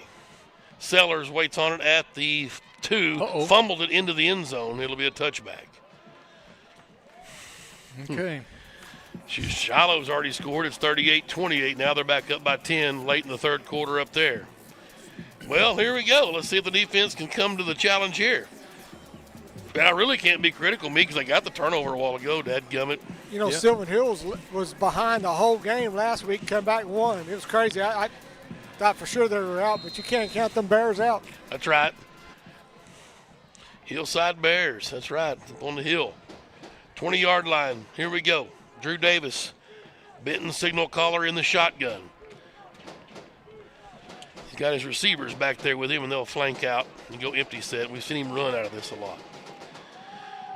Johnson bringing pressure, and he gets through the first wave. Pump fakes Hackler out of it. Trevor Shelton got it. Attaboy, Trevor. 5-yard gain. It's an exciting 5-yard gain. Yeah, he saw all of our big bullets coming at him. Johnson, I think Hudnall got back there too. The pump fakes were working. Mm-hmm. But the clock's running. That's working against Benton. 56-31, a minute 5 left. And not showing a whole lot of urgency. He's taking the time. Last drive, they went 80 yards in 3 plays. True. Empty set again. Davis in the shotgun looking to throw. Unloads, and it is caught. Yep, Shelton did a great job of pulling up on that one and not getting a penalty. Yep, I agree. I think that's what you were oohing about. We don't need that. Good discipline right there. Yes, sir. Collette was intended receiver, and it's 3rd and 5. Boy, Sayadef is such a good player out there. He's turned up the intensity, especially as Foster's been gone. He's been playing well. He's one of those hard-nosed guys. Just high energy. A football player? Yes, high energy football. 3rd and 5. Can we get off the field? Maybe 4 down territory. Yeah, it's tough. It's kind of that borderline area. But you're not stopping us, so you got to keep scoring. Davis to throw. Has time, unloads, and they're going to probably throw this flag. Wow. It was certainly close, but I knew they were going to get him eventually. Collette, you talked about how many they ran almost every play entirely towards their sideline. They have. So that pass interference is going to be an automatic 1st down. When's the last time? And they've had a few, but 80% of them's been on that side. Well, keep an eye on that and see if they flip it when they flip the field. If it's just a if it's their sideline or if it's a right or left side of the field. The wind may not be blowing on that side. That's true. I could get it if it was a left-handed quarterback, but this Davis guy's right-handed. He's got Murdoch back there with him. 43 seconds left, 3rd quarter. Greenwood up 25. Davis to throw. Has time, unloads up over the top, and it's caught by Collette. That time he got a step on McDaniel. Good-looking ball, just throwing the straight post routes. That was into the wind. Yep. 34-second clock running. 1st down at the Greenwood 26. I'd like to get a little pressure on him. You let him stand back there long Yes. enough, he'll find somebody open. That's exactly right. If I can get their attention up here, I'm kind of the grandfather now. They're 4 in the box now. Here they come. Davis to throw. Same route. Little twist and turn. Nobody home in the end zone. I'm not sure what that was.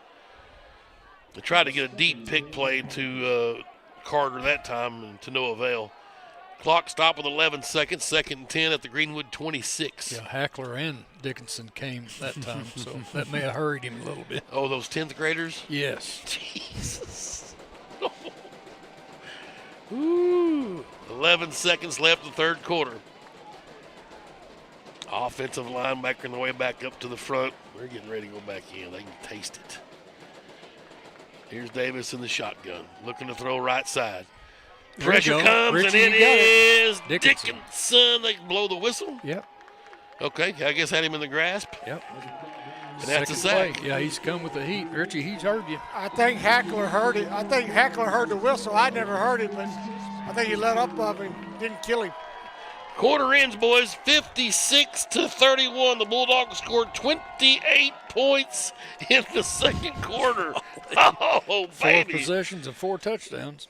In the 3rd quarter, 56-31. Bulldogs, 12 minutes from War Memorial Stadium. We'll take a timeout. You're listening to Greenwood High School football. Hug Chevrolet Buick GMC in Charleston are unloading every week. To see what is arriving next, you can visit hugm.com, HUGGM.com.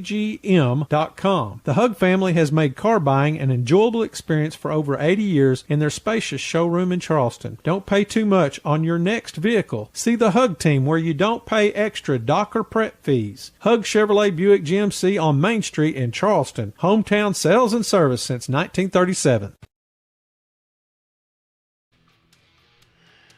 We are back.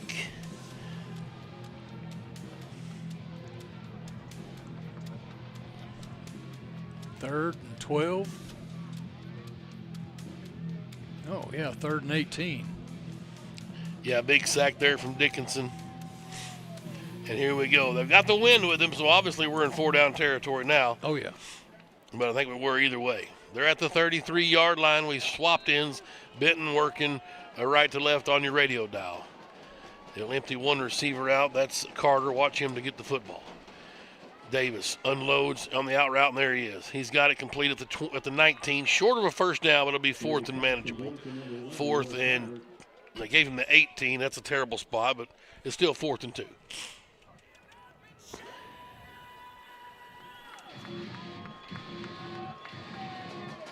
So this is it. We got to get it right here.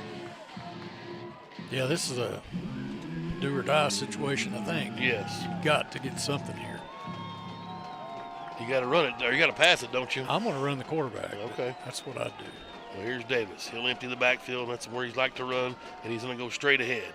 He's got first down yardage and more to 10 at the 5 into the end zone. A touchdown, 18-yard run for Drew Davis, and the Panthers score on their second play of the quarter and make it 56-37 with 11:47 to go.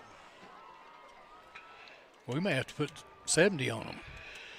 Well, there was talk of that from one quarterback's dad, that it may be 70-49. I think that's what he told me. Adam, love it, and he may be right. Yeah, he may be. Oh, we almost blocked that. I ain't sure if it wasn't blocked. It was tipped, but it still went through. McDaniel finally got there to it. Golly. He's been trying all season. But the PAT is good with 11:47 to go.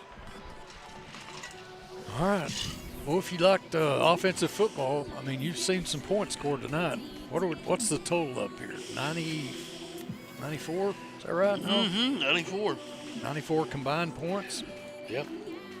Child's play. But it's semis. 35-28, Rogers and Bryant. Yep. So Bryant scored to cut it close with 1:40 left in the fourth quarter. Shiloh's pulling away again from Sylvan Hills, now 45-28, still in the third. Be another rematch.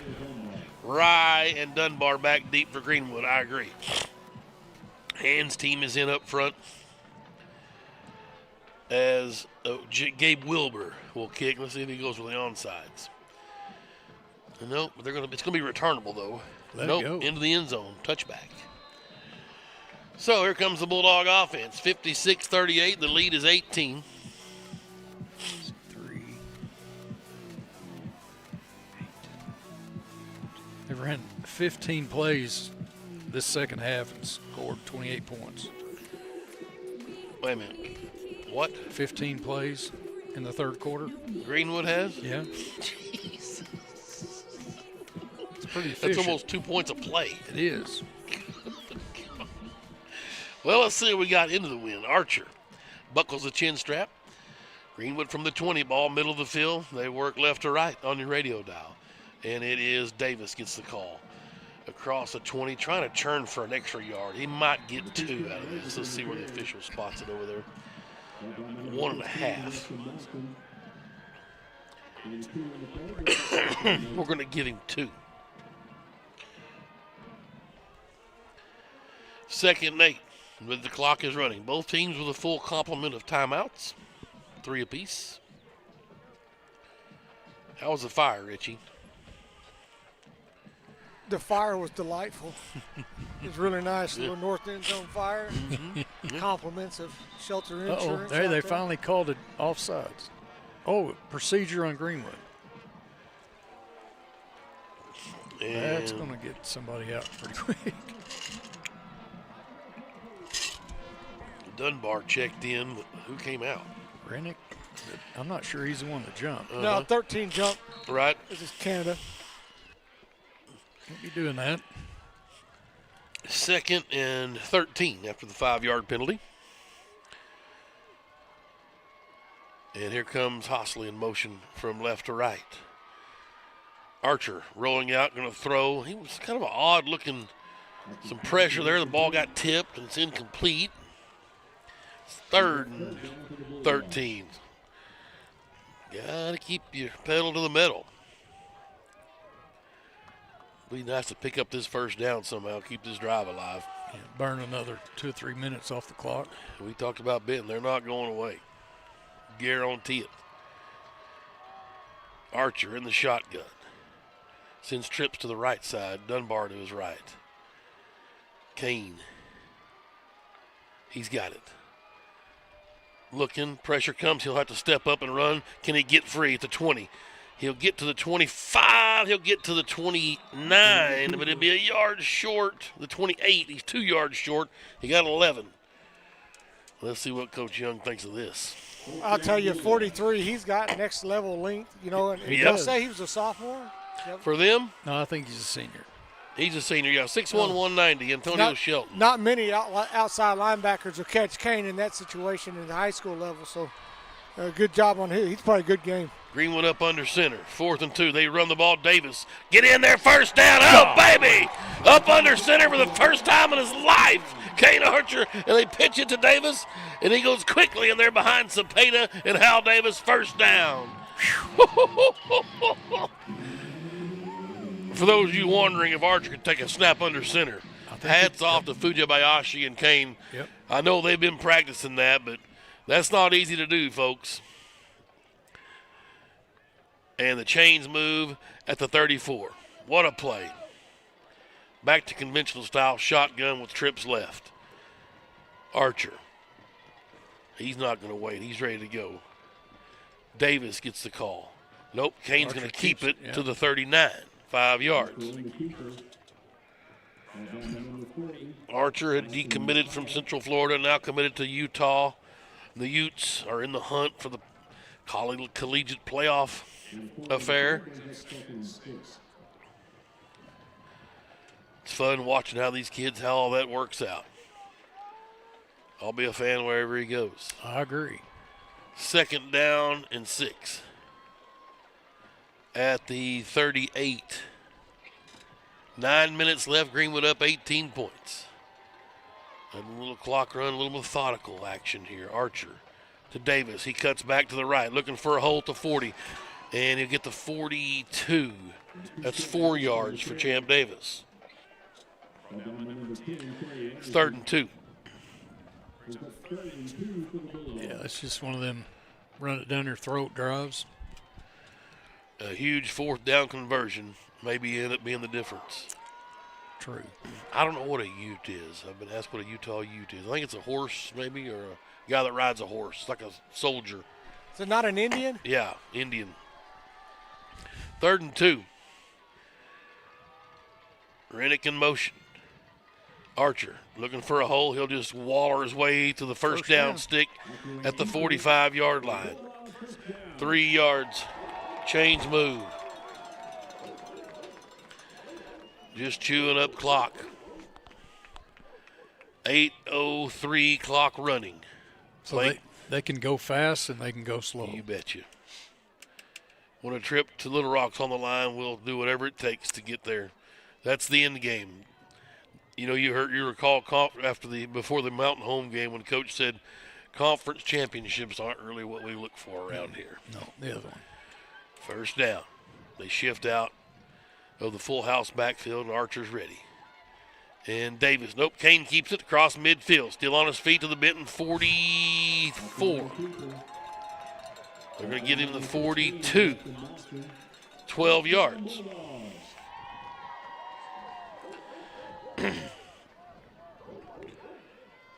Archer up over 2,500 yards rushing for his career.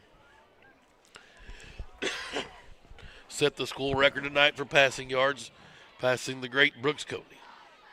I didn't think anyone ever would. At the school level, statewide, Lane Hatcher, I think, has got over 15 grand from Pulaski Academy. And I believe that's what I saw earlier. First down at the Benton 42. Greenwood just shooting them in the knees. And Coach Young wants a timeout. 6 minutes, 51 seconds left. Greenwood 56. Benton 38. We will step away. It's the 6A state semifinals. You're listening to Greenwood High School football. Greatness doesn't happen overnight. It takes time, focus, and dedication. At Shelter Insurance, we understand that because we put in the hard work and dedication for decades. And that commitment is paid off with award-winning customer service for your auto, home, and life insurance. See Shelter Agent Jason Hill in Greenwood and ask about Shelter's competitive rates. We welcome you back to Smith Robinson Stadium. Tim Terry, Kevin Jones, the ball barber. Semifinals of the 6A state football tournament. Greenwood and Benton in a Donnybrook here tonight. Shiloh Christians at Sylvan Hills in the other semifinal. It's been Shiloh pretty much all night. Sylvan Hills has crawled into within contention a couple of times, but Shiloh seems to keep extending their lead. It's kind of like what we've got going here. Here's Greenwood on a first down now at the Benton 42. They shift the cluster formation from right to left, and now Davis bounces it outside of the left at the 35, jumps a man down to the 33. That'll be 9 yards for Champ Davis and a 2nd and 1 coming up. The clock running, 6:40 to go before War Memorial Stadium. Coach Young trying to go for 6th time in a row. How many times did his old man go in a row? Joe Fred went a few in a row up at Northside. That may be what Coach is trying to do. Just topple the old man's record. I don't know the answer to that question. He knows seemed how like to get almost, down there. You bet you. And let's see, 15, 16, 17. It'll be our 10th time in 11 years. 2nd and 1. Archer. He keeps it. Left side, 30. Down to the 26.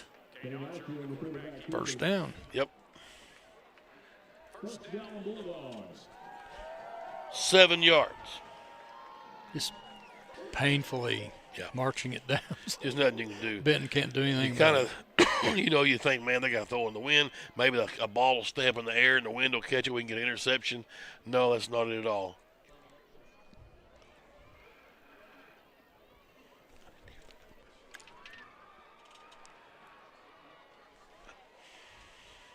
First down, Greenwood at the 27 of Benton. Archer. He's got it. He's going to run right behind Big Davis and get near the 20. And Davis getting up a little gimpy there. They're going to give him the 20. Timeout, Benton. 3, so it's 4 yards for Archer and a timeout for Benton. 5 minutes, 18 seconds left. The issue still in doubt here, but you like your chances with Greenwood here. Just hang on to the football. 18-point lead. I will tell you, we talked a little bit earlier, we will have live audio. Wherever you're watching right now, you'll be able to click and get live audio of next week's state championship game if the Bulldogs can hold on here and win this game. The game will be taped, but we'll have to come back and show it at a tape delay version. Obviously, it'll be live over on PBS AETN, Channel 13. Maybe you can figure out a way to sync up our broadcast with the TV. I don't know if that's possible. So what's the delay?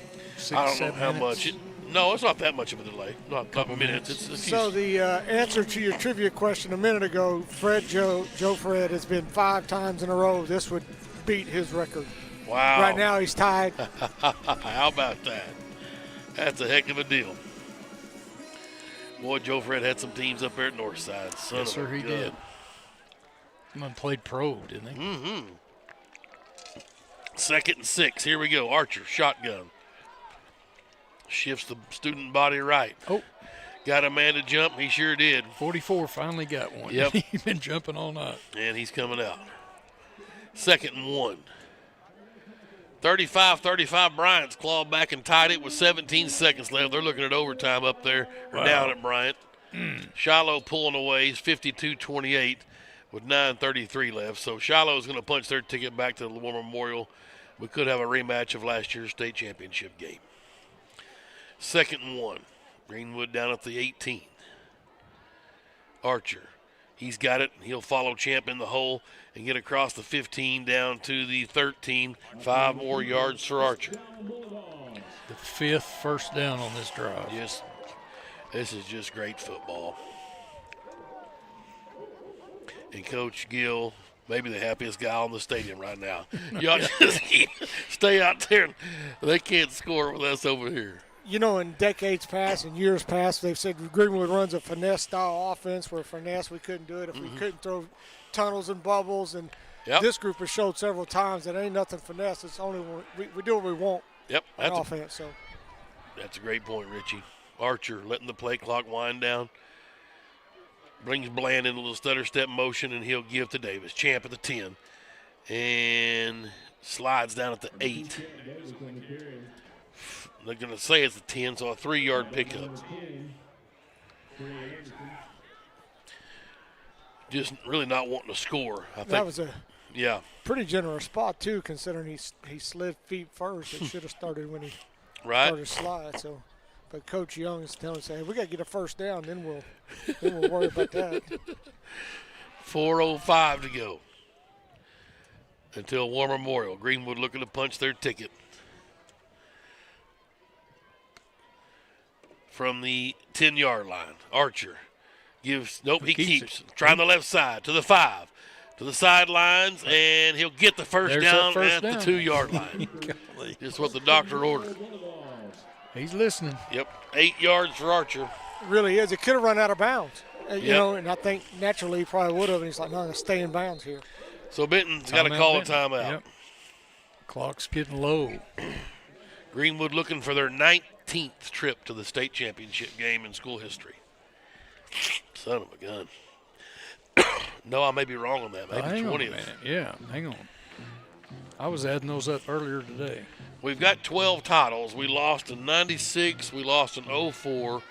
We lost in 15 and 16. We lost in 21 and 22. So that's 6. Yeah, we're 12 and 6 overall down there. That's a fact. So this will be our 19th trip to the state championship game. If we could just hang on for 3 minutes and 38 seconds. 19. 12 and 6 all-time in-state championship games at War Memorial. We've actually won, I think, at least.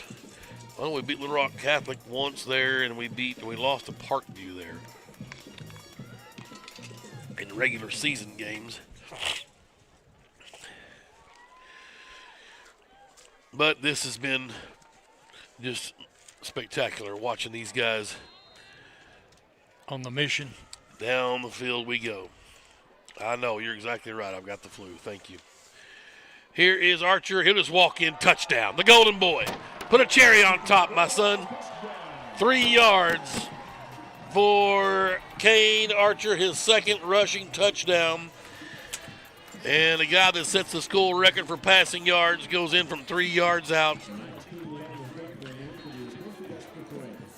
and pushes the lead back to 24, PAT pending. 62-38. 14 plays and 80 yards. Edwards with the snap's good. Coatney's hold down. Franklin swings the right leg through, and the PAT is true.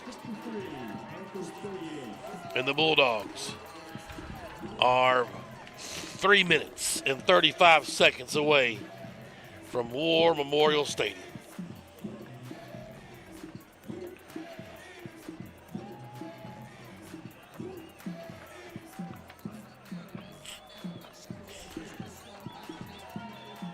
And I'm missing a Benton score. What was their last score? 18-yard run by the quarterback. Oh, remember I told him number 7. That's right. I forgot to put a B beside it. Overtime. Rogers and Bryant. Wow. 52-28 Shiloh with 9.5 to go in the fourth quarter. Bulldogs in control here, 63-38. Franklin's got it teed up over on the left hash, and Landon will squib it. And it's down at the 33-yard line. Well, they're obviously going to go for the gusto right here. Yeah, what's even crazier, Tim, out of those 18 state title, I've been fortunate enough to be broadcasting on 16 of those. Yeah. I didn't go to the 96 or the 2000. I was there. Right. It wasn't in the booth. Right. That's what's crazy. Yes, it's awesome. See, Thibodeau's checked in for a little help in the defensive backfield. First down for Benton at their own 33-yard line. They're going to sling it. Gonna have to look for number 1 to get it. He's looking that way. Going to try to air out that post route again. And get it, Blaze. Oh. He caught it. Nope, it hit the ground. Oh, man, I thought he caught it. That would have been amazing. No, it bounced right. But the fact that he still caught it between his feet off the bounce is pretty amazing. Yes. I'm not sure how we didn't get a pick there. I don't either. And not just on McDaniel, but I thought Dobbins had a shot at it, and I thought that who else was down there? Thibodeau, Sayadeth, Dickinson, they're all down there. 2nd and 10. Maybe this time. Davis to throw for Benton. Looking all the way for Collette, little post route, and it is caught. First down at the Greenwood 33. It ain't nothing fancy, it's just a post route. Deep slant. Mm-hmm. I can see how this kid's going to be recruited. Oh, yeah. Yep. He can throw and run. And you can see how they put points up on a bunch of teams. Not everybody has defensive backs like Greenwood. We've got solid defensive backs. Some teams will have 1 or 2, but you don't have 5. Dobbins couldn't get Carter down. Sayadeth got him out of bounds at the 12, and it's a first down for Benton. Got a guy down? I think Sayadeth just kind of mad at, no, he may be hurt. We certainly don't need an injury in that spot. Looks like he's cramping. That's good. Well, I mean, I kind of thought maybe is one of them Sandifers over there on the chain gang help a kid out. I know I see Randall Rogers, Hal Seifries. That's probably Tony or Sam over there, Sandifer. You know, my wife and I were watching a basketball game. Hogs played a great game the other day against #1 Duke. Right. But we had a kid cramp up, and I was noticing, I said, you know, basketball don't cramp near as much as football players. And she said, I don't know why. Is it an indoors thing? Maybe it's an indoor. Maybe they just do a lot more running all the time. I don't know. The only player I can tell you that cramped up all the time in basketball was Peyton Holt. Of course, he cramped up shooting darts, but he was the best there was at it. And he's up and running off on his own power. Yeah, he's a bulldog. Yeah. Golly.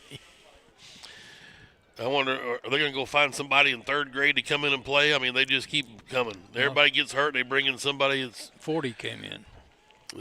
So Rodney Worth. 40? Yep. He's a good-looking kid, yes, too. He's a junior, 6 foot, says 175. Good player. First down Benton at the Greenwood 12. Drew Davis in the shotgun, play action, looking right the whole way. There's the out route. He's got one of his receivers. That's John Curtis Barger. Got out of bounds, stopped the clock with 2:51. It's been a great game, valiant effort. Yep. This team's. I agree. They were all that they were billed to be. But Greenwood's just a little bit better. 2nd down and 4 at the 7. Play action, they throw, and Barger gets in. Yep. And it's a touchdown with 2:44 to go.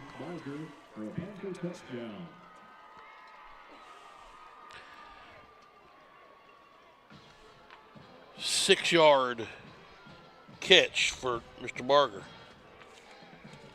You know, I think that one was legal. He'll throw it behind the line of scrimmage. They've been running that play a lot with the guy 2 yards, 3 yards beyond the line of scrimmage and picking the guys off. So. Yeah. Well, I feel, unless it's something they just added, I feel certain that our guys would have, you know, a lot of times the coaches will have pregame meetings with the officials. Hey, they're doing this. Let's watch out for this. We've seen it on tape. We think it's illegal. What do you think? If this happens, okay, well, it sounds illegal. Well, they're doing it. Keep an eye out, please. And they haven't called it tonight, so. But I guarantee you they've been made aware that our guys thought it was illegal.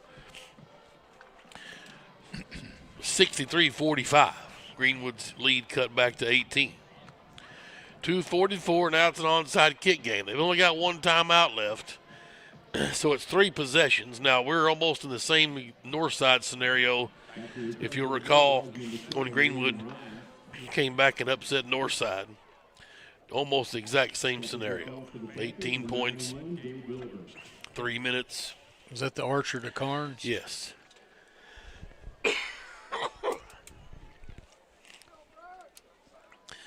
So, hands team's in there. Rye gets moved up. And here's the onside. It's got to go 10 yards. And they do have it. Nope, they got the onside. They touched it before it went 10. Oh, okay. Gotcha. Very good call, Meat. Yeah, they batted it before it went to the 50. It was a good call, side judge. Yep, I thought maybe there might be a flag involved in that. Well, there should have been. Illegal touching, or what's it called? Bit. Yep, at the 48. That's what the call is. They're looking for clarification. They've got to let it go 10 yards. Onside kicks are a tricky thing, but that's for sure one rule. I mean, there's really no disputing that. It's just that's what happened. I don't know. It's not a judgment call per se. So Greenwood just got to take a knee for the most part. Maybe get one first down. And Champ Davis will get the call to the 44. That's 4 yards. And they'll have to use their last timeout at some point, probably after this play. Both teams scored a 2-point conversion in the Brian Rogers first overtime. Shiloh Christian's going to win down there at Sylvan Hills and punch their ticket. So we're looking like a rematch of last year's state title game as both teams, one going to 7A, one going to 5A, will depart the 6A. May not get to play them anymore right. for a while. Second down and 6. Isn't that something? Archer. He's got it. Looking for room to just drive down, keep the clock running. He got the 41. That's 3 yards.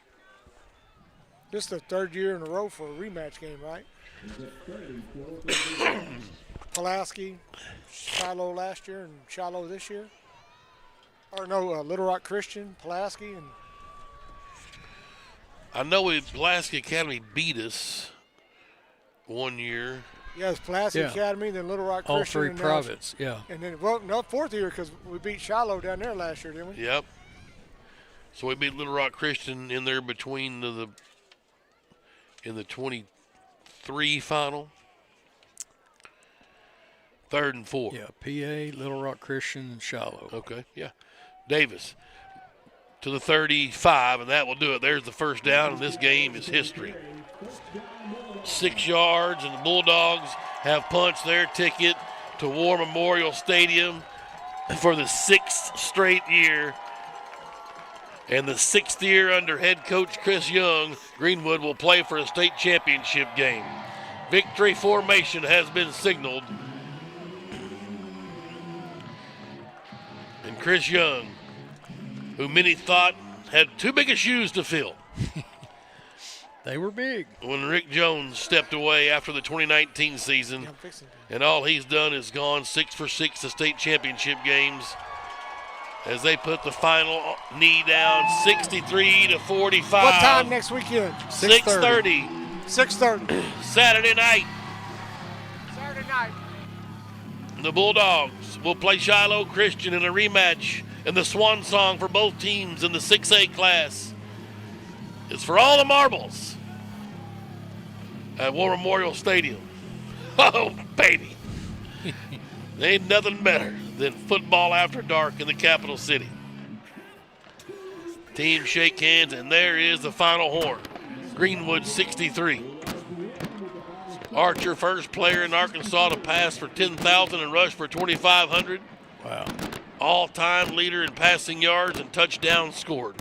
So Kane Archer with an awesome career here at Greenwood. He's got one more cherry to put on top. Can he go for the three-peat with his mates in the navy blue next week at War Memorial? So everybody's going to go back and watch the Shiloh Greenwood game earlier this year. Should be a fun one. I think it's been one of our closest matches for sure, that in the Harbor. Yeah, I think they may have some kids back that were injured maybe. I think I was hearing some rumblings of that. I don't think we were at full strength either that first meeting with them, were we? Yeah, I think the running back is back. They really like that kid. And then Kane had the little hobble going on. I don't think Champ didn't play in that game. I don't believe. No, he did not. So watching that game's not going to matter. Really. Not a whole lot. No. 77th win at home. Greenwood's won 38 straight football games overall, going for 39, which would be a three-peat. Coach will talk to the boys, and we'll go down to the field and talk with Coach Chris Young. We'll take a quick timeout. You're listening to Greenwood High School football. In this part of the country, it's a way of life. You're going about your day without a cloud in the sky. Then suddenly, you find yourself wondering how solid your home really is. With over 30 years of certified experience, let our team give you the same assurance on a stormy night that you feel on a clear afternoon.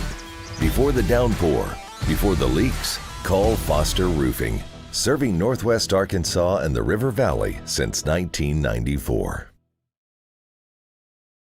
We are back here in Greenwood. The Bulldogs have punched their ticket to their their sixth straight state championship appearance, looking for their third win in a row. And for this senior class, it has been a magical ride for these Bulldogs. Yeah, no question there, Tim. That's Greenwood going for their third three-peat in school history. Yes. That doesn't even sound right either, but golly. But I mentioned earlier, we're a spoiled fan base, but there's a reason we are, because these guys work just as hard as a Greenwood fan. And were you here at the practice Thursday? Yes. A record crowd here at practice on Thanksgiving Thursday. So support. I know Coach Young appreciated it.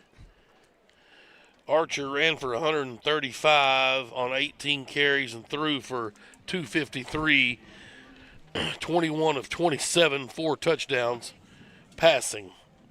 Just another day in the office. Wow. Excuse me. Yeah, I'm coming down with it, I think. We'll have to get rid of this before next week.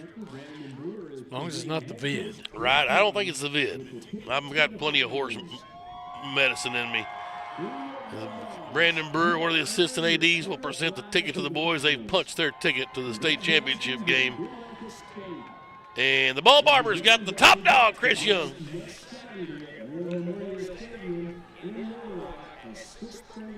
Hey, Coach, great second half of football. Y'all done a great job at halftime. Yeah, really proud of our kids. You know, it was a heck of a ball game. That's a good football team. Very well coached. That quarterback, those receivers, really, really talented. And it was a challenge for us. But we talked to our kids about halftime and just asked them if they were ready to be done.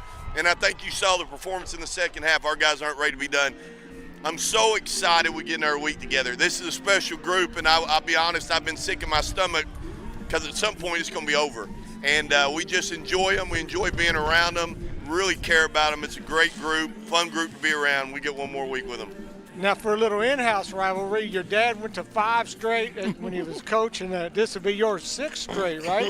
I think my mom's still the best coach in the family. I might be 3rd, but I'm all right with that. Man, it's just a credit to our kids and our staff. Our coaching staff did such a great job. Our community, our support was awesome. And, man, it's great to be a Greenwood Bulldog. Yes, sir. Thank you, Coach. Thank you. Fantastic, Richie. Glad you brought that up. Give him a little jab. Give Joe Fred some love. Yeah, 3rd straight 3P. You had 05, 06, 07. You got 10, 11, 12. And then you got a chance for a third one here, 22 or 23, 24, 25. There you go. Yep. Kane Archer, 21 of 27, 253 yards and 4 touchdowns. He ran 18 times for 135 yards and 2 touchdowns rushing.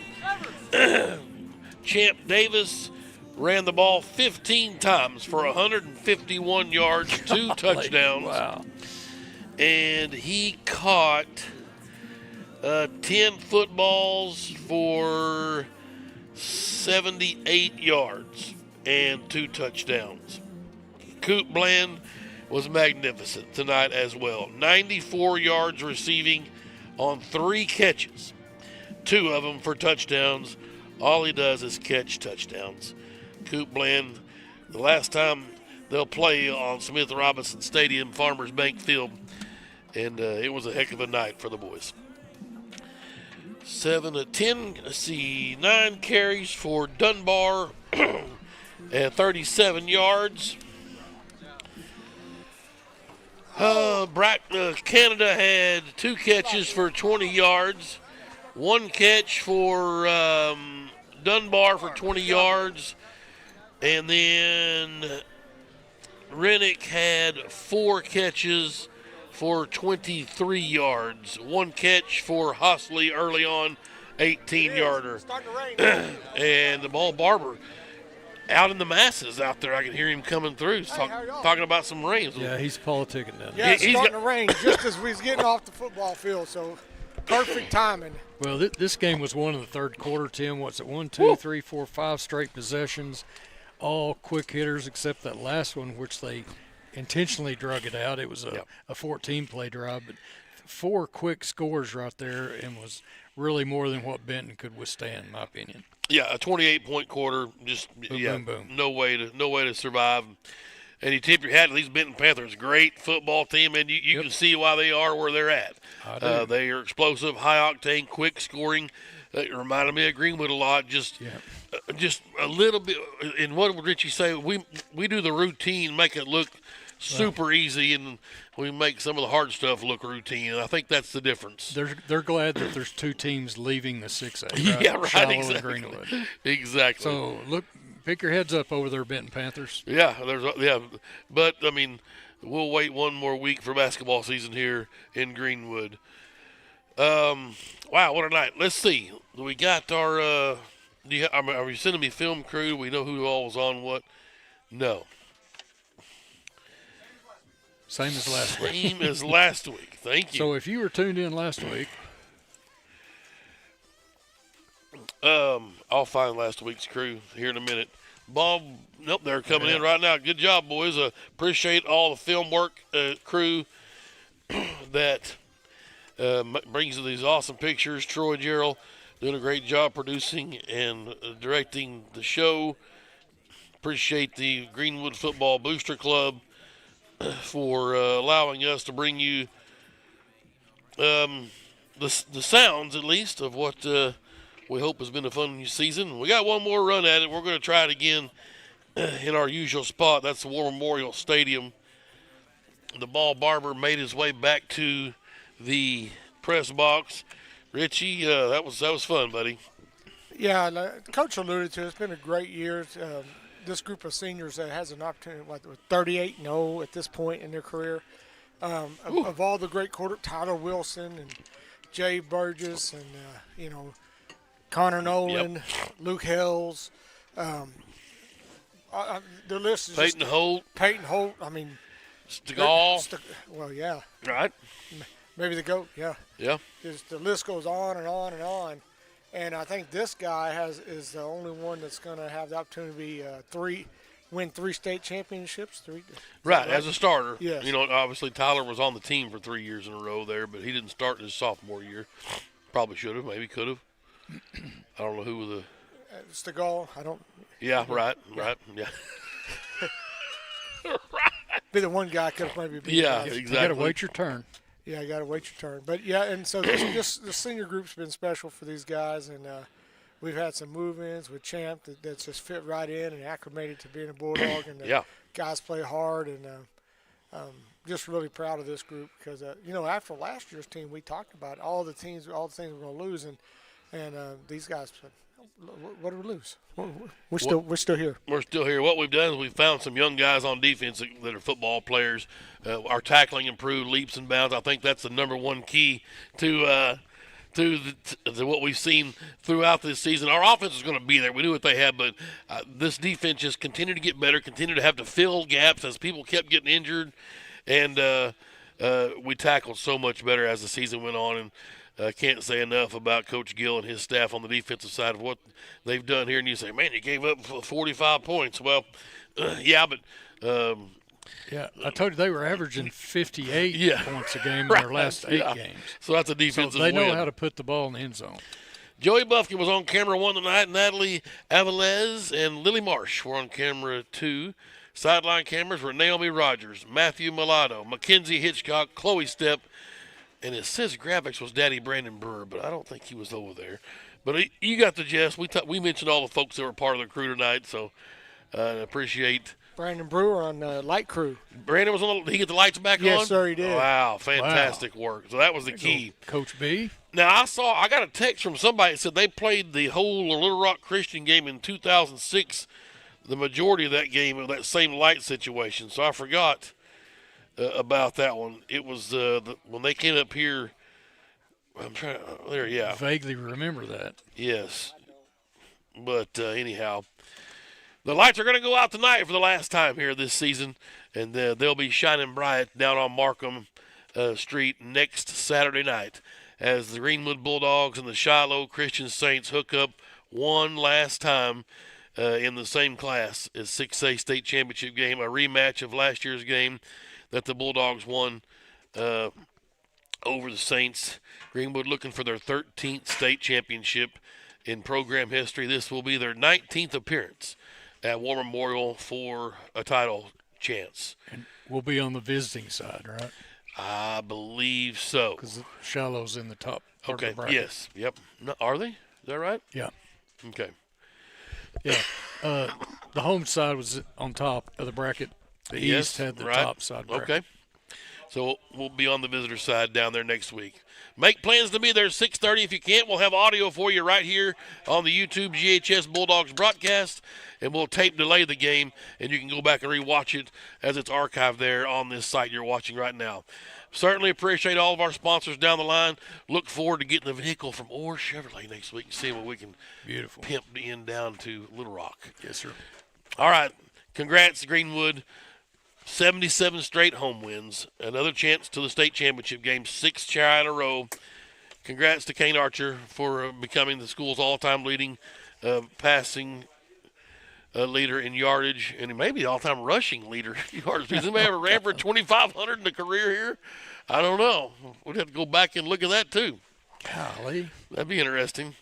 He's pretty decent. He'll get a chance to add to both those numbers next week, boys. We'll do it one more time at War Memorial Stadium. For all the Marlboro Shiloh Christian. Look forward to seeing you guys and look forward to the road trip. Y'all will find us someplace to eat. We'll figure it out. Been a good ride. Here we go. One more time next week on a Saturday night in Little Rock for Kevin Jones and the Ball Barber. I'm Tim Terry saying so long for the last time here at Smith Robinson Stadium.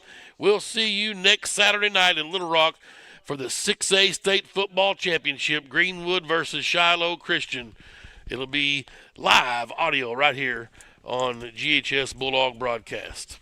You've been listening to Greenwood High School Football.